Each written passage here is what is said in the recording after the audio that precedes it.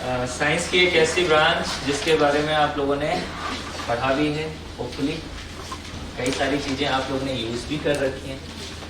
सो आप में से कोई बताएगा व्हाट इज एपिडेमियोलॉजी एक्चुअली क्या है? इस पर्टिकुलर साइंस की ब्रांच में हम लोग क्या पढ़ते हैं? वही से आप माइक से बोलिए। प्लीज रिस्पॉन्स करते रहेगा।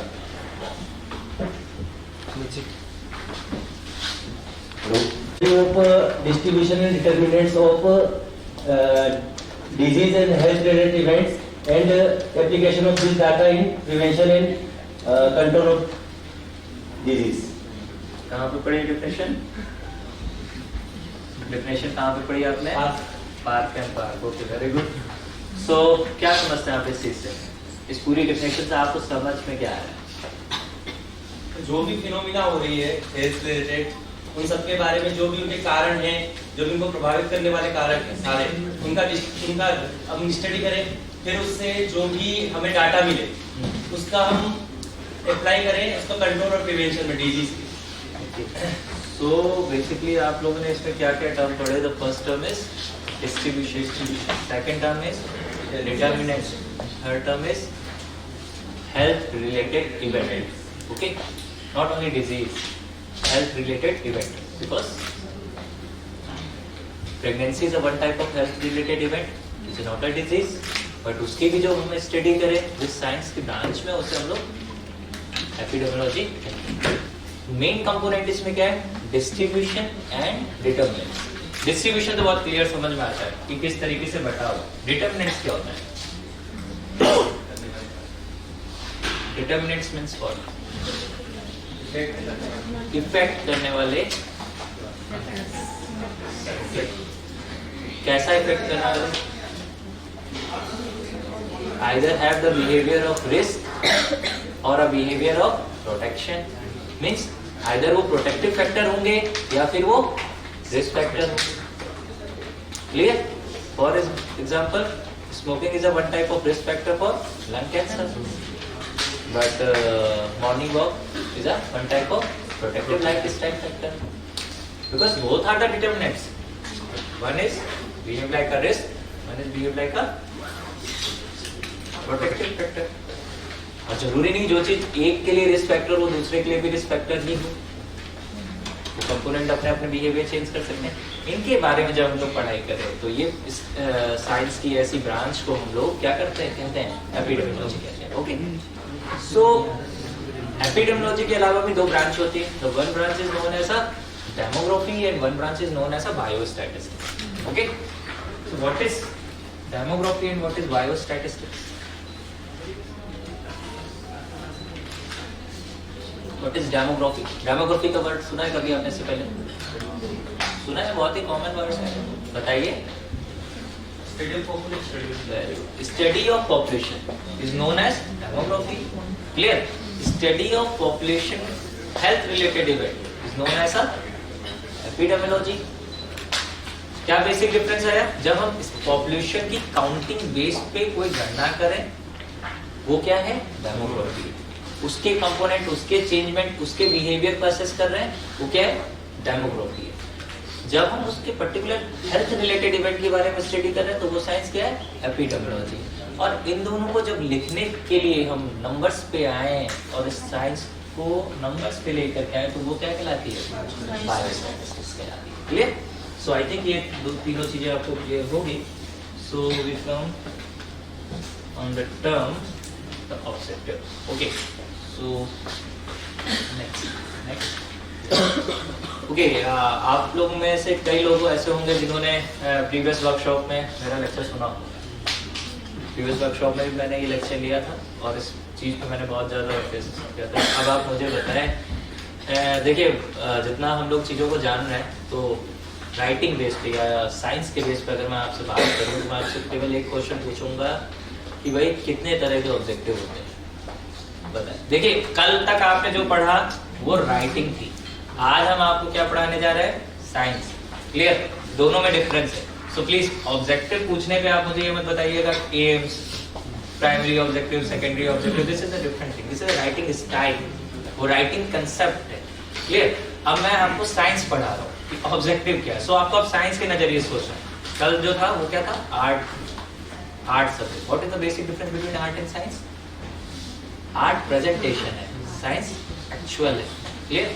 सो प्रेजेंटेशन आपने थीसिस में किस चीज को कैसे करना है, आपने प्राइमरी ऑब्जेक्टिव बनाया, एम बनाया, सेकेंडरी ऑब्जेक्टिव बनाया, इसीलिए प्रेजेंटेशन और वे ऑफ राइटिंग की आपने अपनी चीजों को लिखा, कैसे आप दूसरे पर्सन एक्स को समझा सके, क्योंकि मैम ने कल आपको क्या बताया, thesis is for another person, किसी थर्ड पार्टी के लिए बनाई जाती है कि वो पढ़ के समझ पाए।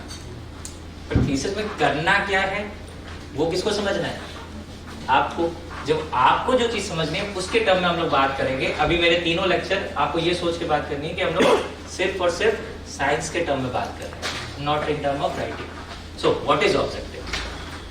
आज तक जितने भी साइंटिस्ट हुए और आगे भविष्य में जितने भी साइंटिस्ट होंगे, उनके अल्टीमेट ऑब्जेक्टिव क्या हो सकते हैं? और आप सबको इस जब मैं आंसर दूं तो अपनी अपनी थीसिस से कोरिलेट भी करना है कि भाई मैंने अपनी थीसिस में ये कर रहा हूँ, क्या ये मैच कर रहा है या नहीं कर रहा है। अगर नहीं मैच कर रहा है तो तुरंत आप हमसे पूछोगे, ठीक है? बताइए अल्टीमेट ऑब्जेक्टिव आपके क्या हो सकते हैं? Benefit for patient also sir. मैंने कहा सब्जेक्टिव यहाँ पे नहीं है, साइंस एक्चुअल जो दिख रहा है, जो नंबर में आ सकता है वो बताइए। What result?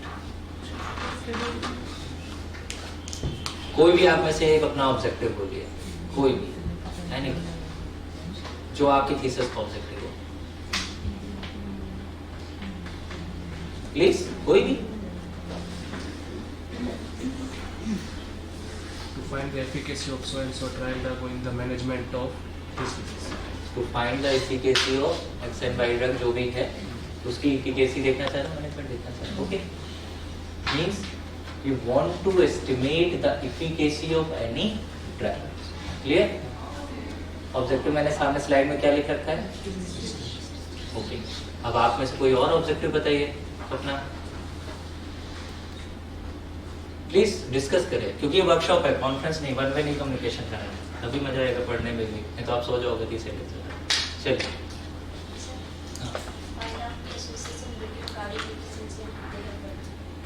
they want to know the association. Our second objective is the comparison or relationship. और कोई सोचिए, कोई भी बोलिए, देखिए कंसेप्ट को बहुत क्लियर समझना है। कोई भी अपना ऑब्जेक्टिव और बोलिए, बताइए। कम से कम 4-5 एग्जांपल तो ही जाने चाहिए, क्योंकि ये सबसे इम्पोर्टेंट चीज है। आप सब लोग थीसिस लिख रहे हो ना, तो ऑब्जेक्टिव तो आई थिंक लिखे चुके होगा अब तक। Sir, to develop and preclinical evaluation of adaptogenic drug. To develop and preclinical evaluation of Preclinical evaluation, again the concept of estimation. Means basic फंडा समझो आप अपना वेट एस्टिमेट कर सकते हो, अपनी हाइट एस्टिमेट कर सकते हो, अपनी हाइट को मेरी हाइट से कंपेयर कर सकते हो, अपने वेट को मेरे वेट से कंपेयर कर सकते हो। मेरे और आपके बीच में क्या हो सकता है? डिफरेंस हो सकता है, या मेरे और आपके बीच में रिलेशन हो सकता है। तो बेसिक फंडा, आप कुछ भी कर लो, आज से पहले जितने भी साइंटिस्ट हुए और जो आज तक हुए और जो आगे होंगे, राइटिंग के बेस पे जब आएंगे, जब उन्हें मैग्नीट्यूड चाहिए होगा, तो वो इन्हीं दो ऑब्जेक्टिव पे जाकर के रुकेंगे, either estimation of anything, either of comparison और रिलेशनशिप ऑफ एनीथिंग। आप में से सारे लोग अपने ऑब्जेक्टिव एक बार रिवाइज कर लीजिएगा, आप इसके बाहर नहीं जा सकते। Clear? This is the base फंडा। और जब आपको ये चीज समझ में आ जाएगी आपका ऑब्जेक्टिव केवल इन दो चीजों पे आता है, तो आपको ये भी बात बताने में अच्छा लगेगा कि नेक्स्ट जो आपका जो आउटकम आते हैं ना, किसी भी स्टडी के केवल दो ऑब्जेक्टिव बनते हैं। मैंने बताया आपको, आइदर एस्टिमेशन, कंपैरिजन और रिलेशनशिप। जब आप ये ऑब्जेक्टिव रखते हैं तो आउटकम भी केवल 5 आते हैं। इसके अलावा आप चाहे जितना भी रिजल्ट निकाल लीजिए, 5 वैल्यूज के बाहर आप कभी नहीं जा पाएंगे। आप सारी थीसिस पीछे की उठा के देखिए और आप अपनी भी देखिएगा, इन्हीं 5 वैल्यूज में आप लोग चलेंगे। The number known as a rate, ratio, proportion, average और constant value. For example, you want to estimate the incidence rate of COVID, incidence rate of malaria, incidence rate of diarrhea, secondary attack rate of the diarrhea. Clear? This is the rate, means the outcome variable is rate. The second outcome variable is known as a ratio. You want to estimate the sex ratio, you want to estimate the maternal mortality ratio, MMR.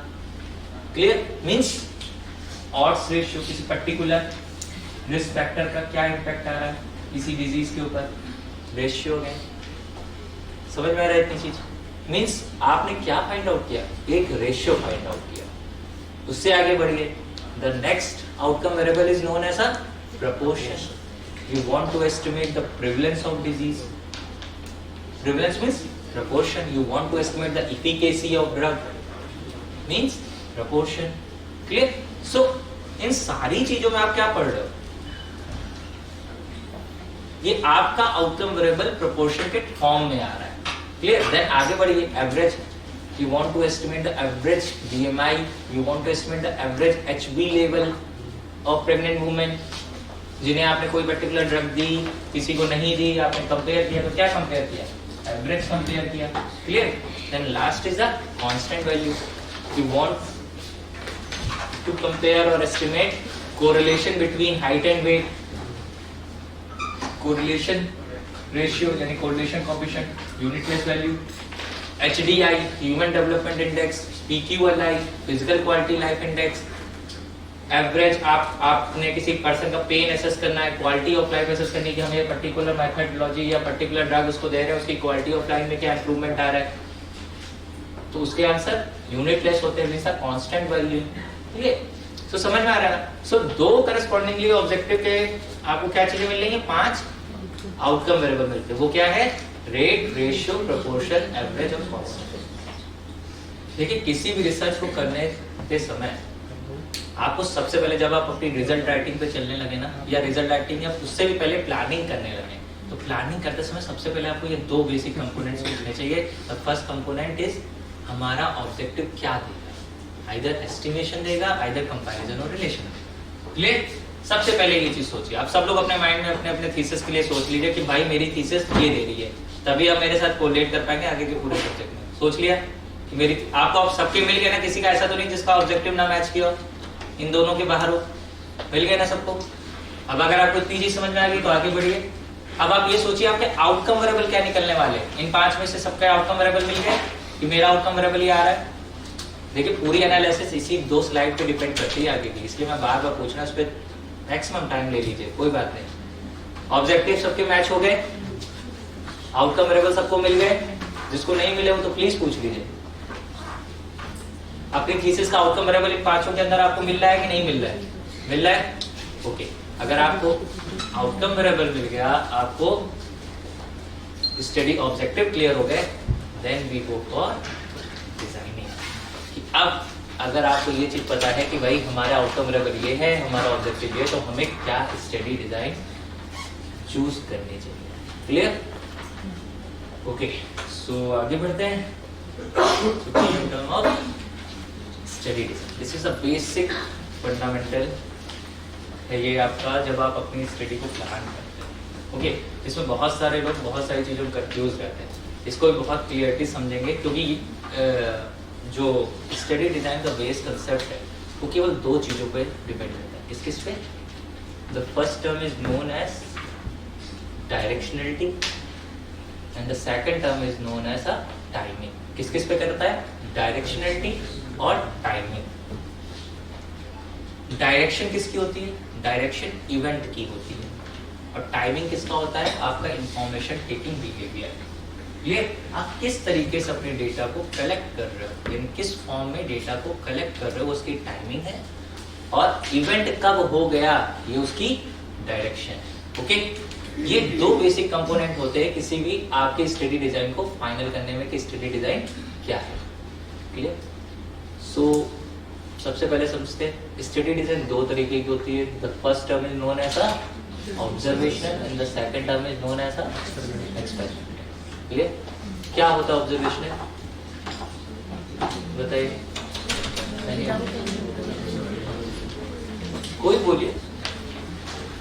Observation means कोई intervention ना किया जाए, यानी सिर्फ observe किया। Means आप किसी भी चीज के लिए इन्फ्लुएंस नहीं डाल रहे हैं, जो हो रहा है अपने आप हो रहा है, आप सिर्फ उसे देख रहे हैं, यानी ऑब्जर्व कर रहे हैं। Okay, and second term is known as experimental. Experimental में क्या होता है? You intervene something. क्लियर? इसको बहुत आसानी से देखने का एक और तरीका है मेरे पास। जब आप किसी आपकी स्टडी में कोई फॉरेन पार्टिकल इन्वॉल्व ना हो, क्लियर, तो आप समझिए वो आपकी स्टडी क्या है, ऑब्जर्वेशन है। और अगर कोई भी foreign particle, foreign method involve हो रहा है आपकी स्टडी में, that means this type of study design is known as experiment. For example, you any one drug, आप किसी ड्रग को लेके आपने कहा कि इस पर्टिकुलर ड्रग को देंगे, इसको नहीं देंगे। मींस आपने इन्फ्लुएंस डाला, आपने इंटरवीन किया कि हम इसको देंगे, इसको नहीं देंगे। देखिए यहाँ पे बहुत ही इंपॉर्टेंट कंसेप्ट आ जाता है। कई बार मैं थोड़ा लंबा पढ़ रहा हूँ तो फिर माइक बैलेंस नहीं हो रहा, मैं बैठ करके बता दे रहा हूँ, जहाँ पे जरूरत लगे बता देना, मैं खड़े हो जाऊँ, ठीक है। यहाँ पे एक बहुत ही इंपॉर्टेंट कंसेप्ट आता है, the term is known as, जैसे मैंने बोला इंटरवीन, मींस फॉरेन पार्टिकल को आपने इंटरवीन किया या ऑब्जर्व किया। यहाँ पे लोग कंफ्यूज इस चीज से होते हैं कि भाई हमने ड्रग दी है, हमने ये पर्टिकुलर एक ड्रग देनी है, इसका इफेक्ट देखना है। इसका इफेक्ट आप दो तरीके से देख सकते हो। एक है कि आप नॉर्मल प्रैक्टिस में वो ड्रग दी जा रही है और कुछ लोग को नहीं दी जा रही होगी, आप उनको असेस कर लीजिए। एक है कि आप इन्फ्लुएंस डाल लो कि नहीं नहीं इसको तो देनी ही देनी है। तो जब आपके साथ कभी ऐसा हो कि आपने CTRI में रजिस्ट्रेशन भेजा, आपकी थीसिस आगे ही पहुंच गई थी, ऑब्जेक्टिव फाइनल हो गए थे, हमने 20 सैंपल ले भी लिए थे, रजिस्ट्रेशन फेल हो गया, तब आप क्या कर सकते हो? लेकिन change the concept of randomisation कि हम किसी को ड्रग दे रहे हैं, उनको ये रेगुलरली फॉर्मेट में दी जा रही थी, हम ओनली उनको ऑब्जर्व कर रहे हैं। चेंज द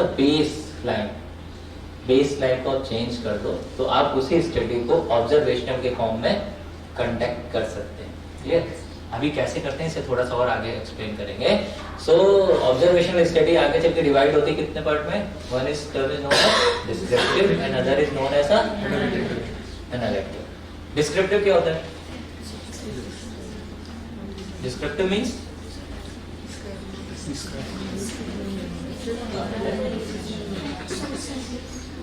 फैक्ट सोर्स और कुछ। Descriptive means you only describe on the term of variable. कोई चीज अच्छा वैरी कितने तरीके से हो सकती है? वेरिएबल मींस क्या होता है? जो चेंज हो। और कोई भी पर्टिकुलर वेरिएबल कितने तरीके से चेंज हो सकता है? कोई नंबर ऑफ टर्म है या फिर अलग तरीके से चेंज हो सकता है? हाँ, देखिए इसमें बहुत ध्यान से समझना पड़ेगा आपको मेरे साथ ये सारी चीजें। वेरिएबल केवल और केवल 3 तरीके से चेंज हो सकता है। The term is known as time, place and person. आपका वेट आज से 10 साल पहले कुछ था, आज कुछ हो रहा है। The variation according to time. आपका वेट और मेरा वेट अलग अलग है, वेरिएशन अकॉर्डिंग टू पर्सन। आपका वेट यहाँ और चार्ट में अलग अलग है, variation according to place. The basic concept is कि आपका कोई चीज वेरी कितने तरीके से हो पा रही है। तो इसके अलावा कोई और तरीका है वेरी करने का? नहीं है। यही टर्मिनोलॉजी आपने डिस्क्रिप्टिव एपिडेमियोलॉजी में डेफिनेशन में पढ़ी थी और पार्क एंड पार्क में ही लिखा हुआ है कि time, place and person correspondingly जब आप इन चीजों के डिस्ट्रीब्यूशन को बताने का खाली काम करें तो उसे डिस्क्रिप्टिव एपिडेमियोलॉजी बोलते हैं, डिस्क्रिप्टिव स्टडी डिजाइन कहा जाता है। क्लियर? आगे बढ़ते हैं।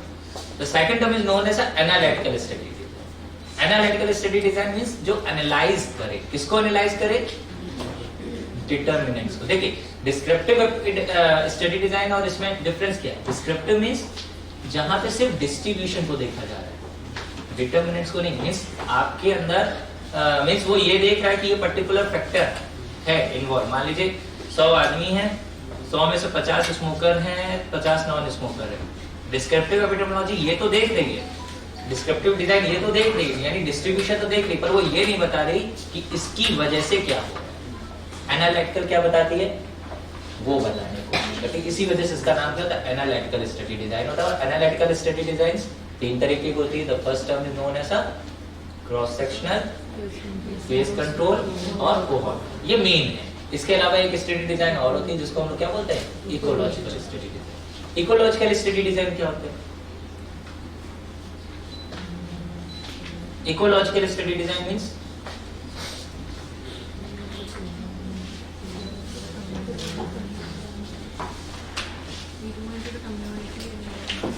हाँ बोलिए, आराम से बताएं। We go into the community and be in person and और कुछ? देखिए बहुत ही सिंपल कंसेप्ट में समझिए। स्टडी डिजाइन जो प्रॉब्लम को जनरेट करे, आपकी कम्युनिटी में क्या प्रॉब्लम है जो ये फाइंड आउट करे, this type of study design is known as ecological study design. Ecological study design is known as a problem generator. Means ये गवर्नमेंट कराती है, बड़े बड़े जो पॉलिसी मेकर होते हैं वो इन्हें कंडक्ट कराते हैं, वो ये जज करने की कोशिश करते हैं भाई हमारी कम्युनिटी में क्या पर्टिकुलर प्रॉब्लम बढ़ रही है, या क्या पर्टिकुलर, जैसे अचानक से हार्ट अटैक होने लगे, क्लियर, अभी बीच में कई न्यूज में आ गए कि भाई इतने सारे हार्ट अटैक हो रहे हैं। अब गवर्नमेंट उस प्रॉब्लम को जनरेट कर रही है, जानना चाह रही है कि क्या ये प्रॉब्लम ही है या ये रैंडम फिनोमिना है। जब प्रॉब्लम को असेस करने की प्रॉब्लम जनरेटर की तरीके इकोलॉजिकल स्टडी डेवलप की जाए, मींस स्टडी डिजाइन डेवलप की जाए, उसे इकोलॉजिकल स्टडी डिजाइन बोलते हैं। मींस इनका मेन कंसेप्ट होता है कम्युनिटी में जाओ, आप उनसे पूछो कुछ फिक्स ऑफ पैटर्न और उसके जरिए आप उनसे इन्फ्लुएंस निकाल कर लाओ कि भाई ये कम्युनिटी में चल रहा है। वन टाइप ऑफ सर्वे, इसको अगर आप दूसरे टर्मिनोलॉजी में बोले सर्वे, बट जिसमें एनालिसिस ना हो, ठीक, नोन एज इकोलॉजिकल, यानी केवल हाइपोथेसिस को जनरेट करे, हाइपोथेसिस को जनरेट करे, ना कि उसको एसेस करे वाया ऑड्स और या किसी भी रेशियो की तरह accordingly. Clear? This type of study design is known as ecological. इसके बाद कंसेप्ट आता है एनालिटिकल स्टडी डिजाइन में से तीन सबसे मेन स्टडी डिजाइन, जिसको हम लोग बोलते हैं cross sectional, case control and cohort. Okay, so ये जैसे मैं हमेशा सबसे पूछता हूँ इस फोटो को दिखा करके कि अब हम लोग अब ये तीनों स्टडी डिजाइन इसी से समझेंगे, ठीक है। इस फोटोग्राफ को देखो, ये मैंने शायद आपको पहले भी दिखाई है, होपफुली अगर आपको याद हो। दिखाई थी? नहीं दिखाई थी? ठीक है, चलिए इसमें मैं देख रहा हूँ, नहीं देख रहा हूँ, चलिए तो अब इसे और अच्छे से समझते हैं। अब इसमें मेरा कोई रिलेटिव ढूंढिए इस फोटोग्राफ में।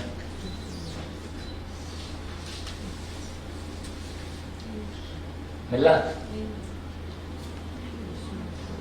अच्छा, इनमें से बताइए कितने लोग भाई बहन हैं?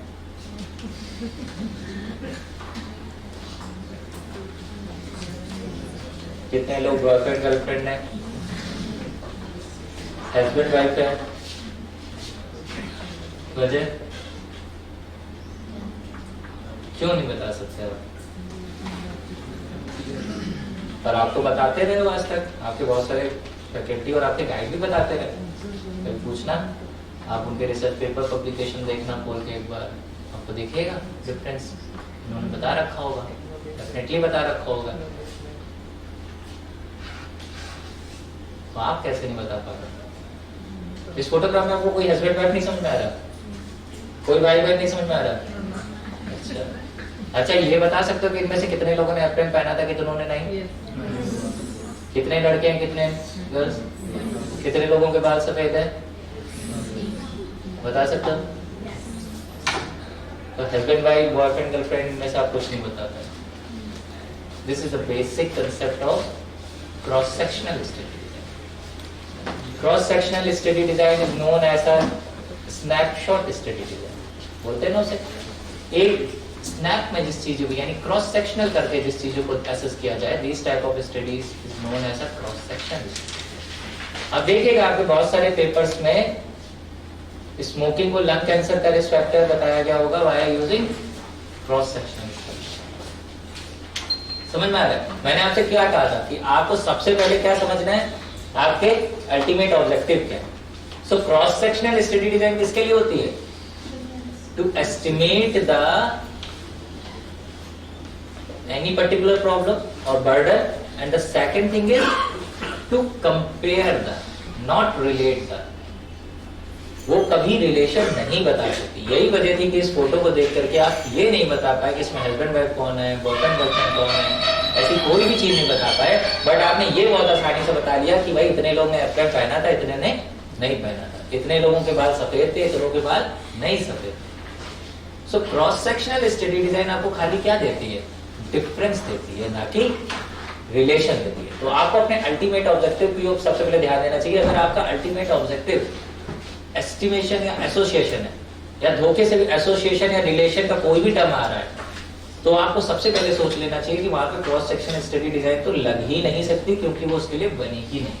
क्लियर है चीज? सो क्रॉस सेक्शनल समझ में आ गया। सो रिलेशन किस में पता चलता है? So for the relation we go for case control and cohort. Case control and cohort, ये अभी हम लोग सिर्फ एनालिटिकल की बात कर रहे हैं, अभी एक्सपेरिमेंटल पर हम नहीं गए। एक्सपेरिमेंटल में आगे जब बताएंगे तो उसमें भी रिलेशन असेस होता है। But for the objective of relationship and observational study design conduct करनी हो, then we go for case control and cohort. Clear? अब मैंने आपको दो टर्म बोले थे कि किसी भी स्टडी डिजाइन का डिसाइड होता है उसके दो terminology, the term is known as directionality and the timing. Directionality of event. अब आप ये बताइए, आप जब क्लिनिक पे बैठे होते हो, ठीक है, पेशेंट आपके पास आता है, तो क्लिनिक में कैंसर पेशेंट पहले आता है या स्मोकर पहले आता है? कैंसर पेशेंट कैंसर पेशेंट पहले आता है, क्योंकि क्लिनिक में स्मोकर तो नहीं आएगा। क्या पहले आएगा?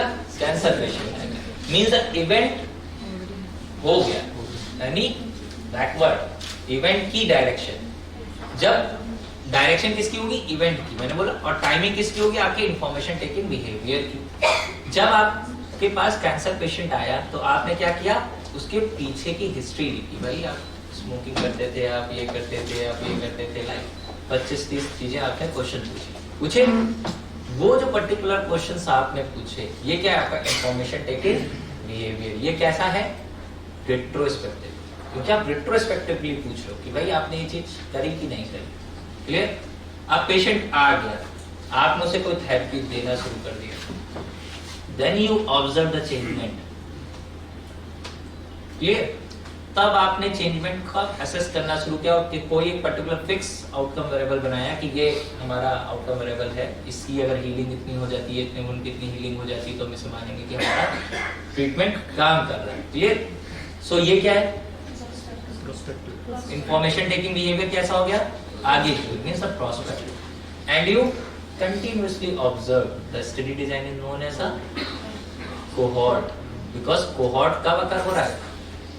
In term of prospective, means the direction of event is known as आगे हो रहा है, यानी फॉरवर्ड डायरेक्शन। हीलिंग कब होगी? आगे। अब इसमें दो टर्मिनोलॉजी होती है, एक होता है कोहॉर्ट स्टडी डिजाइन, एक होता है लॉन्गिट्यूडनल। लॉन्गिट्यूडनल क्या होता है?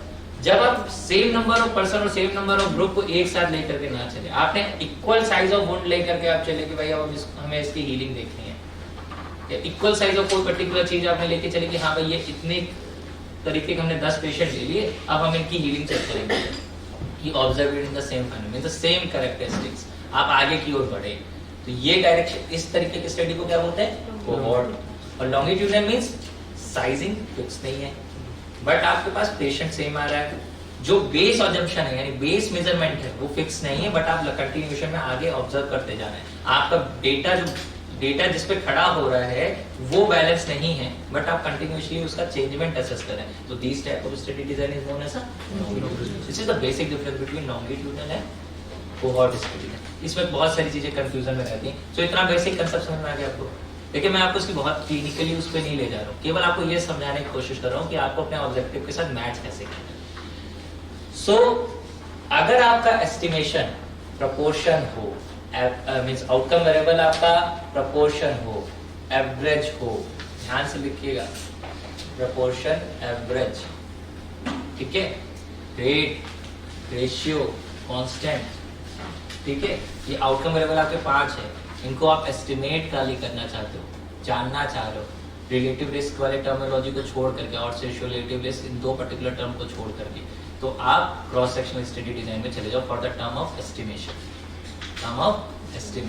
And comparison, but not for relation. जब रिलेशन की बात है तो आप किसकी ओर देखोगे? Case control and cohort. और वो रिलेशनशिप जब आप असेस करने के लिए बैकवर्ड डायरेक्शन में यानी कॉस्ट को असेस करने की कोशिश करो, then go for the case control. और अगर उसे ऑब्जर्व करके उसको रिस्क या प्रोटेक्टिव फैक्टर की श्रेणी दे रहे हो, तो आपको किसकी ओर जाना है? कोहॉर्ट। क्लियर कि ये पर्टिकुलर वेरिएबल होगा, इस पर्टिकुलर चीज को इम्पैक्ट डालेगा, ऐसा कुछ जज करने की कोशिश करो। मींस आप ऑब्जर्व कर रहे हो डायरेक्शन को, यानी उस पर्टिकुलर लाइफ स्टाइल फैक्टर को आप क्या बता रहे हो? प्रोटेक्टिव फैक्टर बता रहे हो। तो ये जब आपको प्रोटेक्टिव रिस्क फैक्टर की टर्मिनोलॉजी देनी है तो आपको किस ओर जाना पड़ेगा? कोहॉर्ट की ओर। और अगर आपका ये केवल कॉस्ट वेरिएबल की ओर जा रहा है, आप उसे एसेस करने की कोशिश करो, then you go for the समझ में आ गया इतनी चीज। So I think analytical study design का बेस कांसेप्ट आपको समझ में आ गया कि आपकी ऑब्जेक्टिव में क्या है। अब आप लोग बताओ, आप में से कितने लोगों का इनमें से कोई स्टडी डिजाइन है क्रॉस सेक्शन, जो उसने अपनी कम से कम थीसिस में लिख रखा हो कि हमारा क्रॉस सेक्शनल है, केस कंट्रोल है, कोहॉर्ट है, क्या है?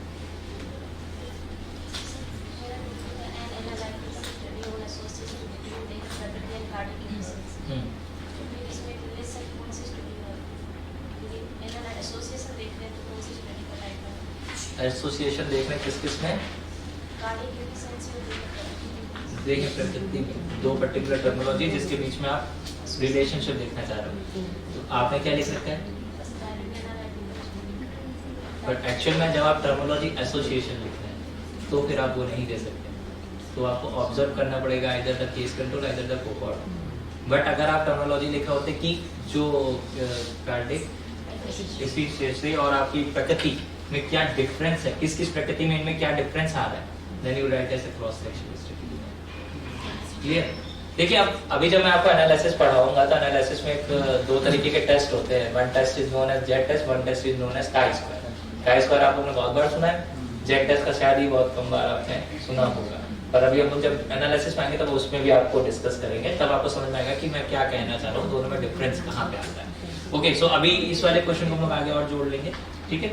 सो इतनी चीज अभी आपको समझ में आ गई, cross sectional case control cohort. I think अब हम लोग वापस अपने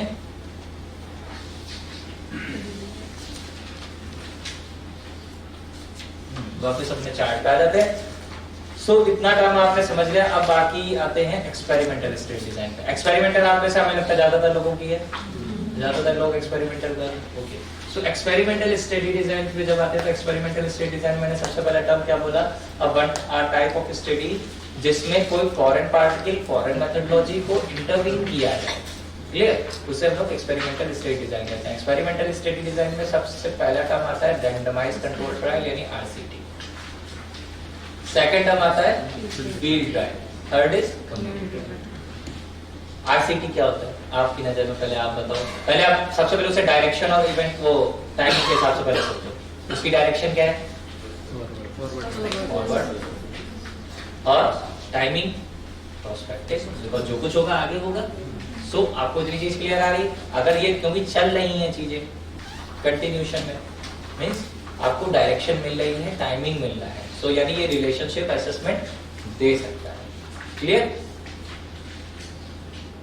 और एस्टिमेशन तो ऑब्वियसली दे सकता है क्योंकि जब आप उसे ऑब्जर्व कर रहे हो, और टाइम टू टाइम ग्रेड भी दे सकता है। सो एक्सपेरिमेंटल स्टडी डिजाइन के अंदर आपको ये चीज समझना है। आरसीटी का सबसे बेस कांसेप्ट क्या है? RCT means what? Randomised control trial.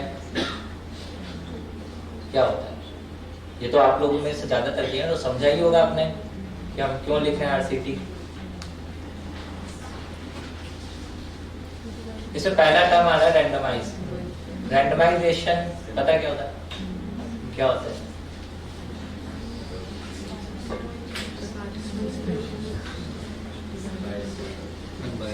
Representative of the population has an equal chance of participating in the study. Okay, ये रैंडमाइजेशन हुआ। फिर रैंडम एलोकेशन क्या होता है? What is the basic difference between randomization and random allocation? दो term है, सुना होगा दोनों टर्म के बारे में। कुछ डिफरेंस है? दोनों सेम चीज है, सिनोनिम्स है, सेम है। What is random allocation and randomization?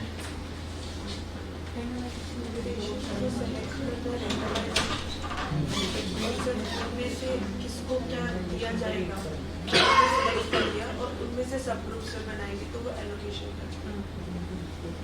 अच्छा, फिर से और सोचिए आप इसी चीज को जो मैडम बोला वही चीज दोबारा रिपीट करके सोचिए। पेशेंट को सेलेक्ट करना क्या है? रैंडमाइजेशन। उन्हें कौन सी दवा देनी है क्या है? रैंडमाइजेशन। ठीक है ना? ठीक। ओके अच्छा, आप लोग इस कमरे में आए अभी सब लोग, ठीक? जब एंटर करे थे ये सारी चेयर्स पड़ी हुई थी, आप लोग बैठे जिस भी चेयर पे आपको बैठना था। ये क्या था? रैंडमाइजेशन था, रैंडम एलोकेशन था? रैंडमाइजेशन था या रैंडम एलोकेशन था? ये रैंडम एलोकेशन। ऑलवेज रिमेंबर, जहाँ पे चीजें फाइनाइट मतलब फिक्स, जितनी कुर्सी उतने पे तो बैठोगे ना, फिक्स। आपके पास डेफिनेटली एक प्रोबेबिलिटी है, वैल्यू है 1/n। एक आदमी आप हो, जितनी भी यहाँ पे कुर्सियां होंगी, मान लीजिए 50 है या 55 है, जो भी हो, तो आपके किसी एक सीट पे बैठने की probability 1/55। 1/55, then the next person, because one is occupied। समझ में आ रहा है? रैंडमाइजेशन में ऐसा नहीं है, क्योंकि हर भी जो भी पेशेंट आ रहा है आप उसे सेलेक्ट कर रहे हो अपनी स्टेट, आइदर उसे ड्रग ए देनी है, ड्रग बी देनी है, उसको सर्जिकल मेथड ए देना है, बी देना है। पेशेंट इनफाइनाइट पे आ रहा है, सबके लिए probabilities chance equal to 1/n ही रहेगा हमेशा लास्ट तक, बिकॉज एंड जिस पॉपुलेशन से वो आ रहा है वो फिक्स नहीं है। आपको भले 10 पेशेंट लेने हैं अपनी स्टडी में, बट ये जो पर्सन आया एक्स, इसके लिए आपकी ओपीडी में जितने भी लोग आ रहे हैं उनकी प्रोबेबिलिटी बट उसके लिए 1 बाई चांस है कि वो उसमें आएगा। जब आप दूसरा पेशेंट भरोगे तब भी दोबारा उसके पास वही चीज रहेगी, तीसरे पेशेंट के पास भी सेम प्रोबेबिलिटी रहेगी। This is the basic of randomisation. Random allocation की प्रोबेबिलिटी कंटिन्यूअसली कांस्टेंट वैल्यू यानी फिक्स वैल्यू की ओर बढ़ने लगती है, जबकि रैंडमाइजेशन हमेशा इक्वल प्रोबेबिलिटी के रख करके किया जाता है। इसी चीज को रैंडमाइज कंट्रोल है। रैंडमाइज मीन जहां पे पेशेंट को रैंडमाइजेशन के थ्रू बैलेंस किया जाए या वर्कअप किया जाए, उसे रैंडमाइजेशन बोलते हैं। अच्छा, आपने कभी सोचा कि ये तो पेशेंट था, इसी को फील्ड में अगर करना पड़े, फील्ड मतलब इन द सेंस मान लीजिए आपके पास एक खेत है या एक बगीचा है, उसमें 4 पर्टिकुलर खादें हैं और मैं आपसे कहूँ भाई इन 4 खाद में से आपको देखना है कि कौन सी खाद का इफिकेसी ज्यादा अच्छा है, तो भी क्या मेरे लिए सेम चीज रहेगी? प्लीज सोचिए ना थोड़ा सा। एक छोटा सा खेत है आपके पास, हमारे पास 4 तरीके के खाद है, अब मुझे ये देखना है कि कौन सी ज्यादा अच्छी है।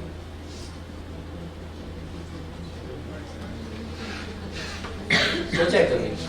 तो यहाँ पे रैंडम एलोकेशन होता है, इस वजह से उसे डिजाइन ऑफ एक्सपेरिमेंट कहा जाता है। समझ में आ रहा है आपको छोटा सा टर्म? तो रैंडमाइजेशन यानी आरसीटी मींस पेशेंट का सिलेक्शन की प्रोबेबिलिटी हमेशा सेम रहे आपकी स्टडी में आने की। This is a randomised control. So randomise I think आपको समझ में आ गया। कंट्रोल्ड मींस, कंट्रोल का मीनिंग बताइए, 2 वर्ड है जिसे एक स्टैंडर्ड पैटर्न पे कंट्रोल रखा जा सके, कंट्रोल इन्वॉल्वमेंट सारे फैक्टर्स को कंट्रोल में रखा जा सके, उसे कंट्रोल ट्रायल बोलते हैं। ओके, सो बेसिकली आपके लेवल पे यही ट्रायल कंडक्ट होता है। फील्ड ट्रायल या कम्युनिटी ट्रायल तक अभी आपको बहुत ज्यादा सोचने की जरूरत नहीं है, आपको बेसिक कंसेप्ट बस ये समझना है। आरसीटी में हमारे पास क्या क्या चीजें होती है। मेरे साथ स्लाइड ना थोड़ा तेजी से आगे पीछे करनी पड़ेगी क्योंकि मैं देख करके स्लाइड कम थोड़ा पढ़ाता हूँ। ओके, सो आरसीटी का कंसेप्ट आपको बेसिक क्लियर हो गया। अभी आगे जो इसके अब हम लोग एनालिटिकल कंसेप्ट पे आ रहे हैं कि मींस इनमें निकलता क्या है। अब इनमें क्या आता है? अब देखिए, cross sectional, case control and cohort, इन तीनों में एक एक वैल्यू मेजर की जाती है। The term is known as PR for cross section, term known as a prevalence ratio. In case control study यही क्या बन जाता है कि OR means the odds ratio. For cohort study term known as a relative risk. Clear? समझ में आ रहा है? और यही चीज for clinical trial term known as a efficacy for any particular drug. Clear? So अब इस टर्मिनोलॉजी को आप हमें एक्सप्लेन करिए। अगर हम ये बोलते हैं PR = RR = OR = 2 for lung cancer and cigarette smoking, explain करिए इसे, क्या समझ में आया आपको? अगर हम यही टर्मिनोलॉजी आपसे से बोल रहे हैं, PR = RR = OR = 2 for the situation of lung cancer and cigarette smoking, इसका मीनिंग क्या है?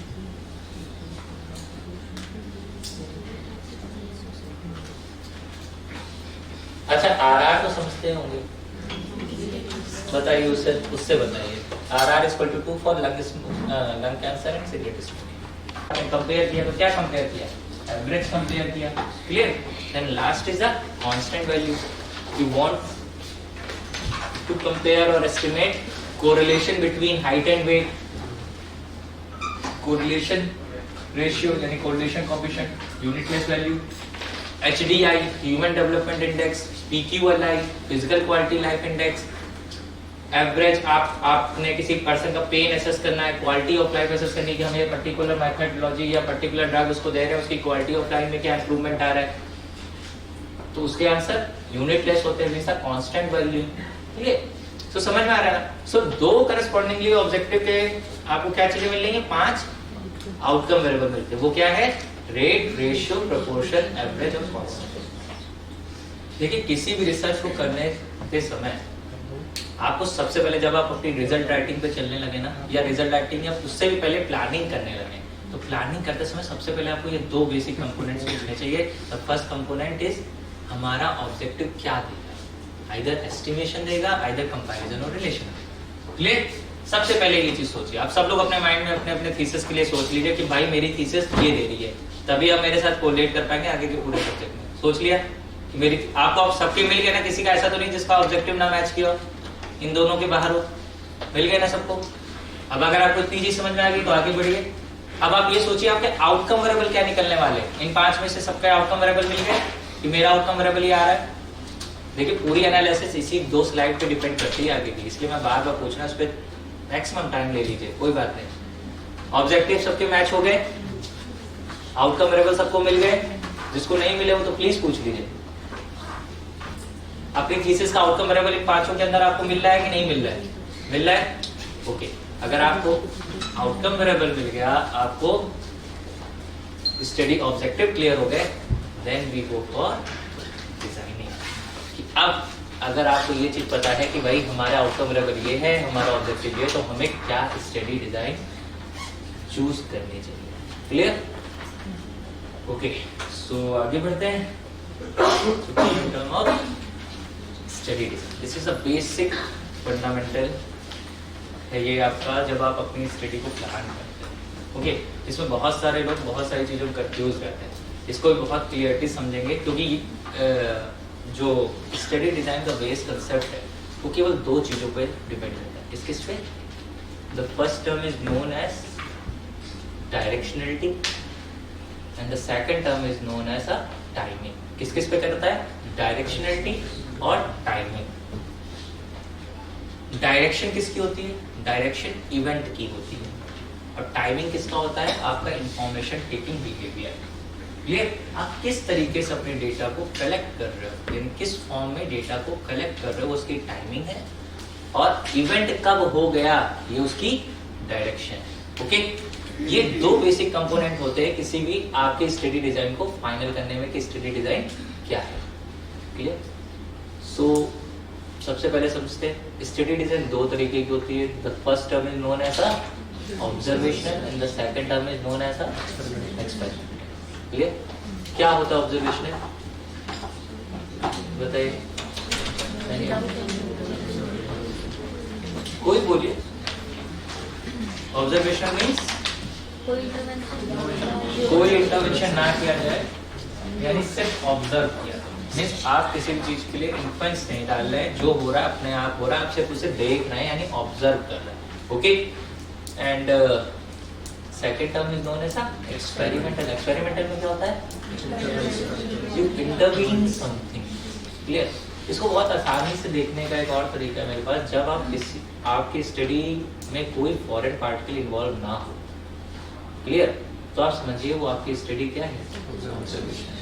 और अगर कोई भी foreign particle, foreign method involve हो रहा है आपकी स्टडी में, that means this type of study design is known as experiment. For example, you any one drug, आप किसी ड्रग को लेके आपने कहा कि इस पर्टिकुलर ड्रग को देंगे, इसको नहीं देंगे।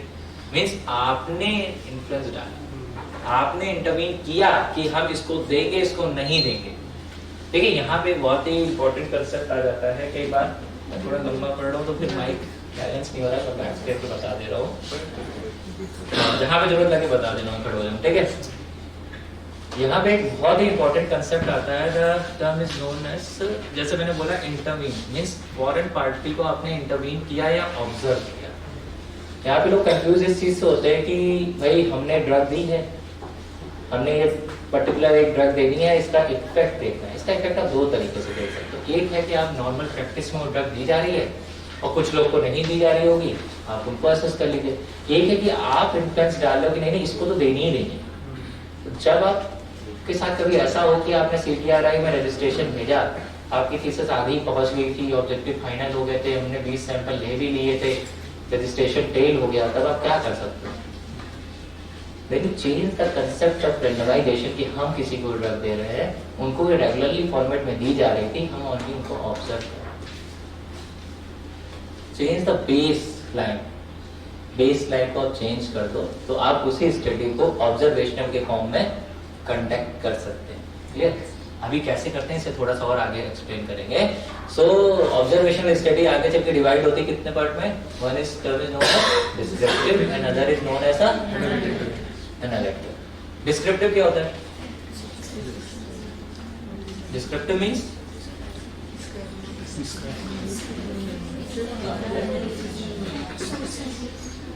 फैक्ट सोर्स और कुछ। Descriptive means you only describe on the term of variable. कोई चीज अच्छा वैरी कितने तरीके से हो सकती है? वेरिएबल मींस क्या होता है? जो चेंज हो। और कोई भी पर्टिकुलर वेरिएबल कितने तरीके से चेंज हो सकता है? कोई नंबर ऑफ टर्म है या फिर अलग तरीके से चेंज हो सकता है? हाँ? देखिए इसमें बहुत ध्यान से समझना पड़ेगा आपको मेरे साथ ये सारी चीजें। वेरिएबल केवल और केवल 3 तरीके से चेंज हो सकता है। The term is known as time, place and person. आपका वेट आज से 10 साल पहले कुछ था, आज कुछ हो रहा है। The variation according to time. आपका वेट और मेरा वेट अलग अलग है, वेरिएशन अकॉर्डिंग टू पर्सन। आपका वेट यहाँ और चार्ट पे अलग अलग है, variation according to the basic concept is कि आपका कोई चीज वैरी कितने तरीके से हो पा रही है। तो इसके अलावा कोई और तरीका है वैरी करने का?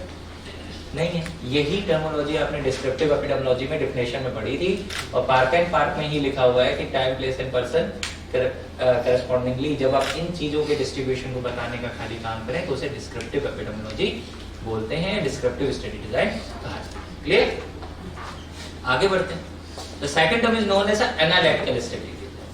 एनालिटिकल स्टडी डिजाइन मींस जो एनालाइज करे। किसको एनालाइज करे?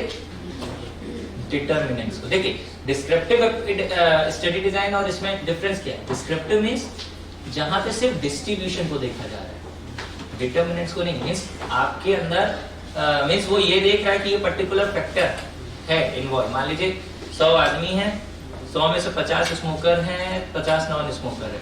डिस्क्रिप्टिव एपिडेमियोलॉजी ये तो देख रही है, डिस्क्रिप्टिव डिजाइन ये तो देख रही है, यानी डिस्ट्रीब्यूशन तो देख रही, पर वो ये नहीं बता रही कि इसकी वजह से क्या हो रहा है। एनालिटिकल क्या बताती है? वो बताने की कोशिश करती है। इसी वजह से इसका नाम क्या होता है? एनालिटिकल स्टडी डिजाइन होता है। एनालिटिकल स्टडी डिजाइन 3 तरीके की होती है। The first term is known as cross sectional, face control और कोहॉर्ट। ये मेन है। इसके अलावा एक स्टडी डिजाइन और होती है जिसको हम लोग क्या बोलते हैं? Ecological study design. Ecological study design क्या होते हैं? इकोलॉजिकल स्टडी डिजाइन मींस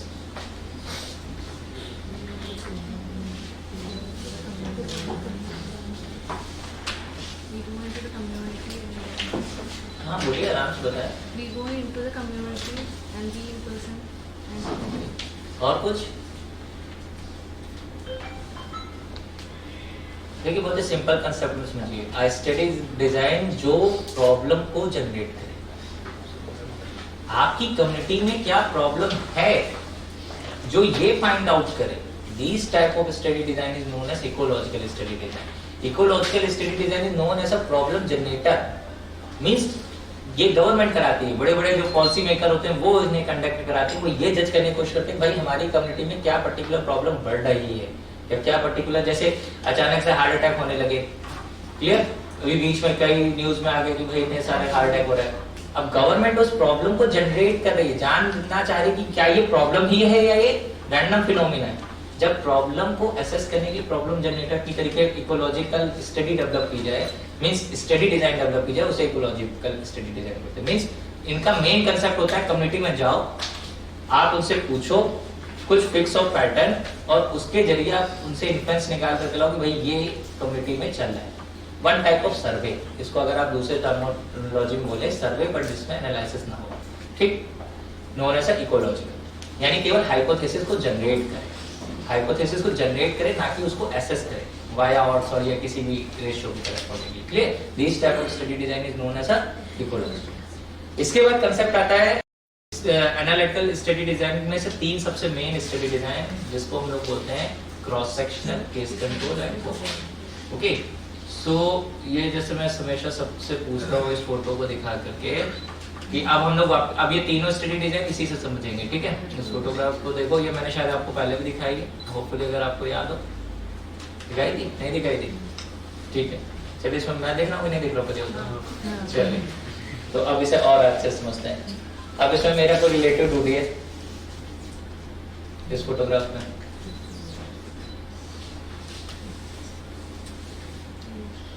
मिला? अच्छा, इनमें से बताइए कितने लोग भाई बहन हैं?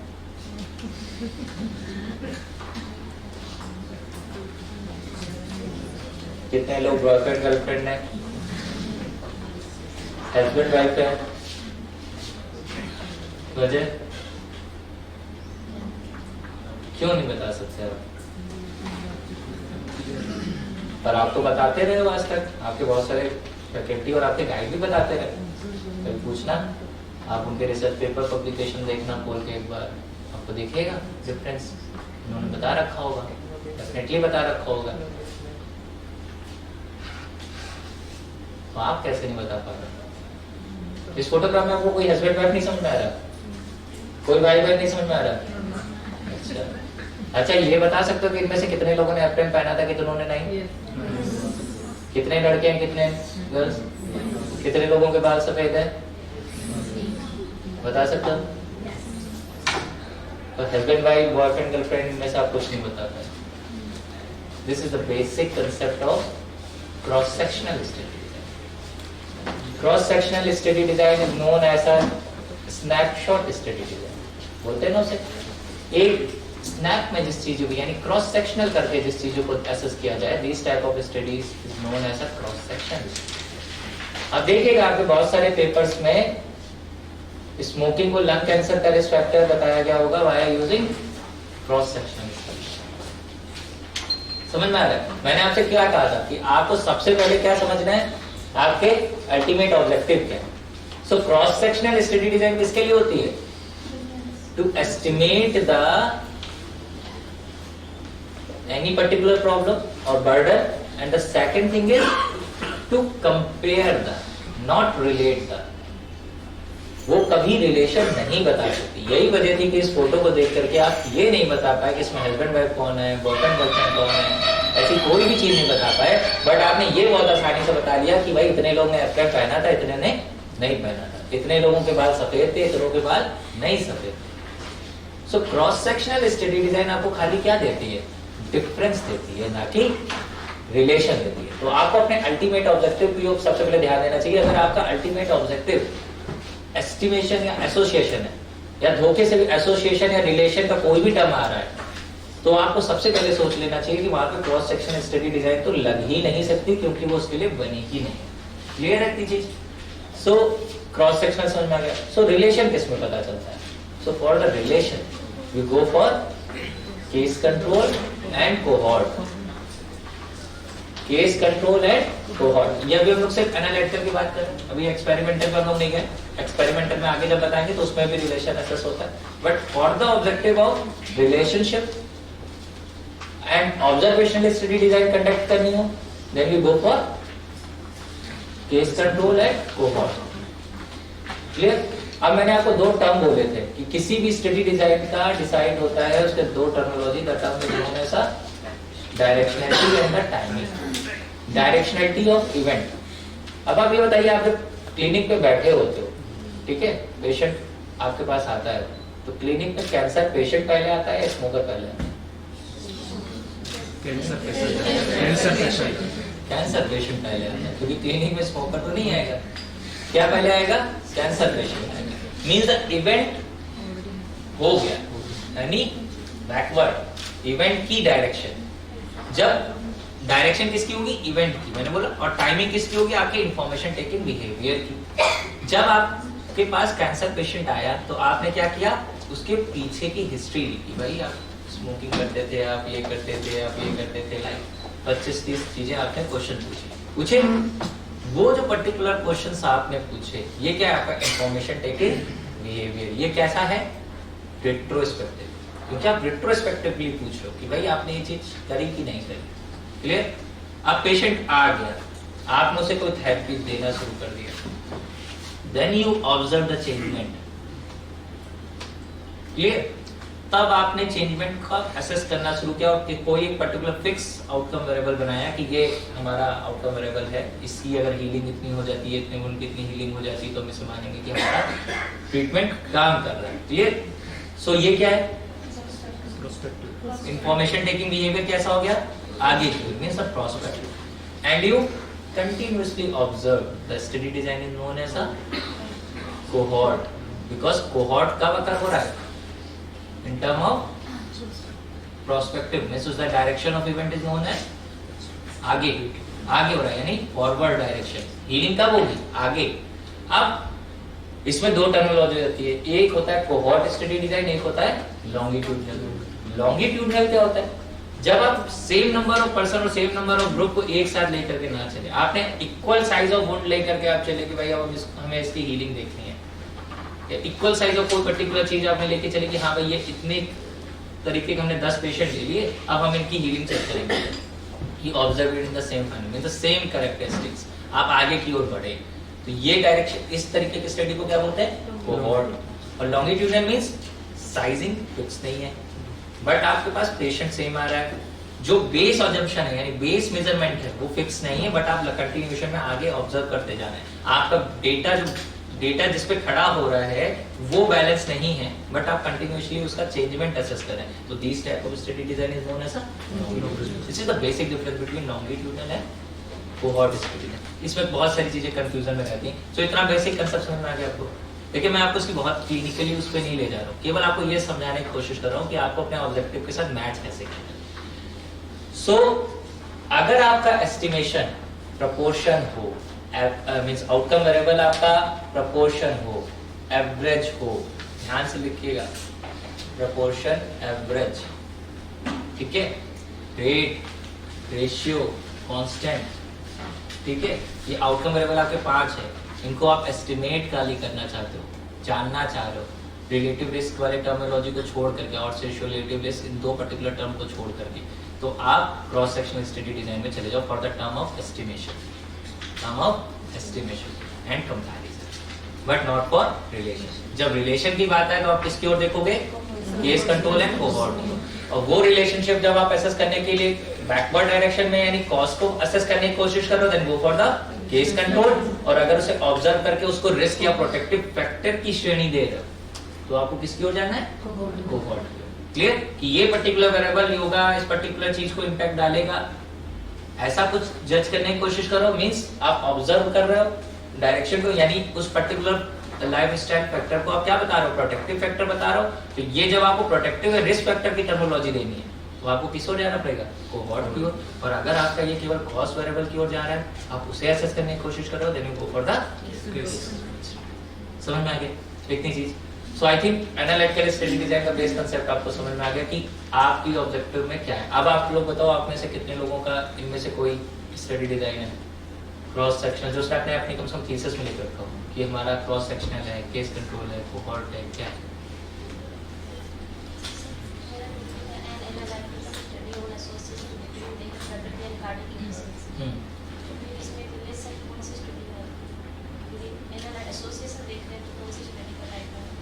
एसोसिएशन देख रहे हैं किस किस में? देखिए प्रकृति में दो पर्टिकुलर टर्मिनोलॉजी जिसके बीच में आप रिलेशनशिप देखना चाह रहे हो, तो आपने क्या लिख सकते हैं? बट एक्चुअल में जब आप टर्मिनोलॉजी एसोसिएशन लिख रहे हैं तो फिर आप वो नहीं दे सकते, तो आपको ऑब्जर्व करना पड़ेगा इधर द केस कंट्रोल इधर द कोहॉर्ट। बट अगर आप टर्मिनोलॉजी लिखा होते कि जो कार्डिक एफिशिएंसी और आपकी प्रकृति में क्या डिफरेंस है, किस किस प्रकृति में इनमें क्या डिफरेंस आ रहा है, then you write as a cross sectional study. Clear? देखिए अब अभी जब मैं आपको एनालिसिस पढ़ाऊंगा तो एनालिसिस में एक दो तरीके के टेस्ट होते हैं। One test is known as Z test, one test is known as chi square. Chi square आप लोगों ने बहुत बार सुना है, जेड टेस्ट का शायद ही बहुत कम बार आपने सुना होगा, पर अभी हम लोग जब एनालिसिस में आएंगे तब उसमें भी आपको डिस्कस करेंगे, तब आपको समझ में आएगा कि मैं क्या कहना चाह रहा हूँ, दोनों में डिफरेंस कहाँ पे आता है। ओके, सो अभी इस वाले क्वेश्चन को हम लोग आगे और जोड़ लेंगे, ठीक है। सो इतनी चीज अभी आपको समझ में आ गई, cross sectional case control cohort. I think अब हम लोग वापस अपने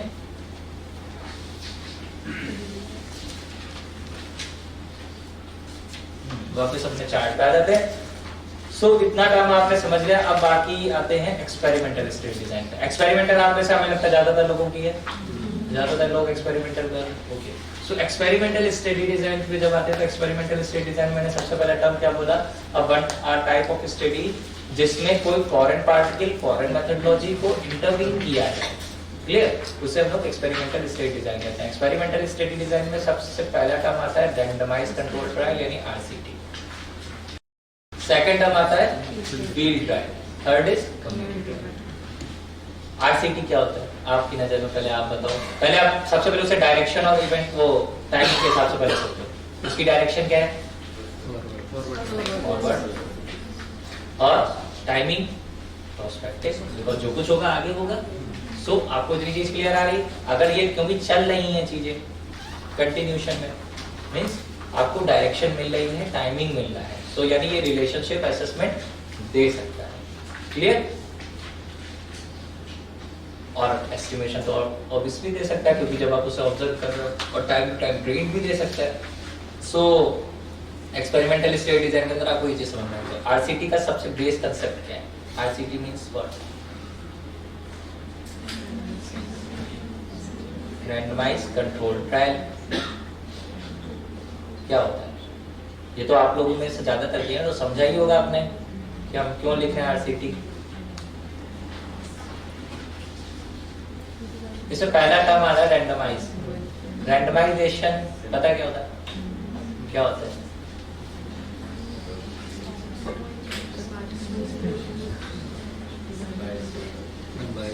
Representative of the population has an equal chance of participating in the study.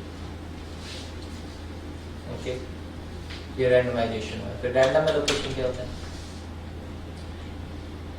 What is the basic difference between randomization and random allocation? दो टर्म है, सुना होगा दोनों टर्म के बारे में, कुछ डिफरेंस है? दोनों सेम चीज है, सिनोनिम्स है, सेम है। What is random allocation and randomization?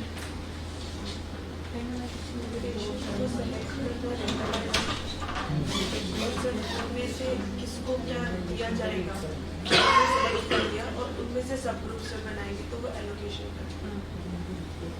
अच्छा, फिर से और सोचिए आप इसी चीज को जो मैडम ने बोला वही चीज दोबारा रिपीट करके सोचिए। पेशेंट को सेलेक्ट करना क्या है? रैंडमाइजेशन। उन्हें कौन सी दवा देनी है, क्या है? रैंडमाइजेशन। ठीक है, ठीक, ओके।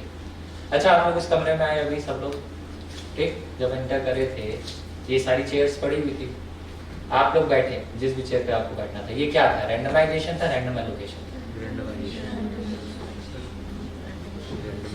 रैंडमाइजेशन था या रैंडम एलोकेशन था? Random allocation. ऑलवेज रिमेंबर, जहाँ पे चीजें फाइनाइट मतलब फिक्स, जितनी कुर्सी उतने पे तो बैठोगे ना, फिक्स। आपके पास डेफिनेटली एक प्रोबेबिलिटी है, वैल्यू है 1/n।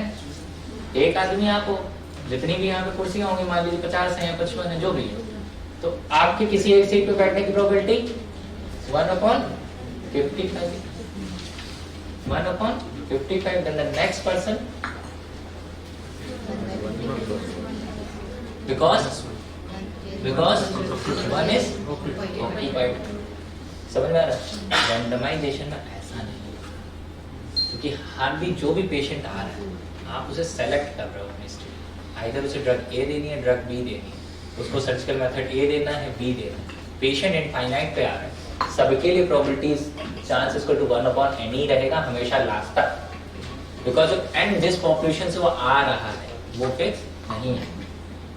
आपको भले 10 पेशेंट लेने हैं अपनी स्टडी में, बट ये जो पर्सन आया एक्स, इसके लिए आपकी ओपीडी में जितने भी लोग आ रहे हैं उनकी प्रोबेबिलिटी बट उसके लिए 1 बाई चांस है कि वो उसमें आएगा।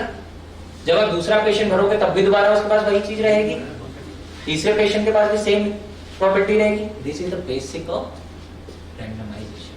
रैंडम एलोकेशन की प्रोबेबिलिटी कंटिन्यूअसली कांस्टेंट वैल्यू यानी फिक्स वैल्यू की ओर बढ़ने लगती है, जबकि रैंडमाइजेशन हमेशा इक्वल प्रोबेबिलिटी पे रख करके किया जाता है। इसी चीज को रैंडमाइज कंट्रोल है। रैंडमाइज मीन जहां पे पेशेंट को रैंडमाइजेशन के थ्रू बैलेंस किया जाए या वर्कअप किया जाए, उसे रैंडमाइजेशन बोलते हैं। अच्छा, आपने कभी सोचा कि ये तो पेशेंट था, इसी को फील्ड में अगर करना पड़े, फील्ड मतलब इन द सेंस मान लीजिए आपके पास एक खेत है या एक बगीचा है, उसमें 4 पर्टिकुलर खादें हैं और मैं आपसे कहूँ भाई इन 4 खाद में से आपको देखना है कि कौन सी खाद का इफिकेसी ज्यादा अच्छा है, तो भी क्या मेरे लिए सेम चीज रहेगी? प्लीज सोचिए ना थोड़ा सा। एक छोटा सा खेत है आपके पास, हमारे पास 4 तरीके के खाद है, अब मुझे ये देखना है कि कौन सी ज्यादा अच्छी है।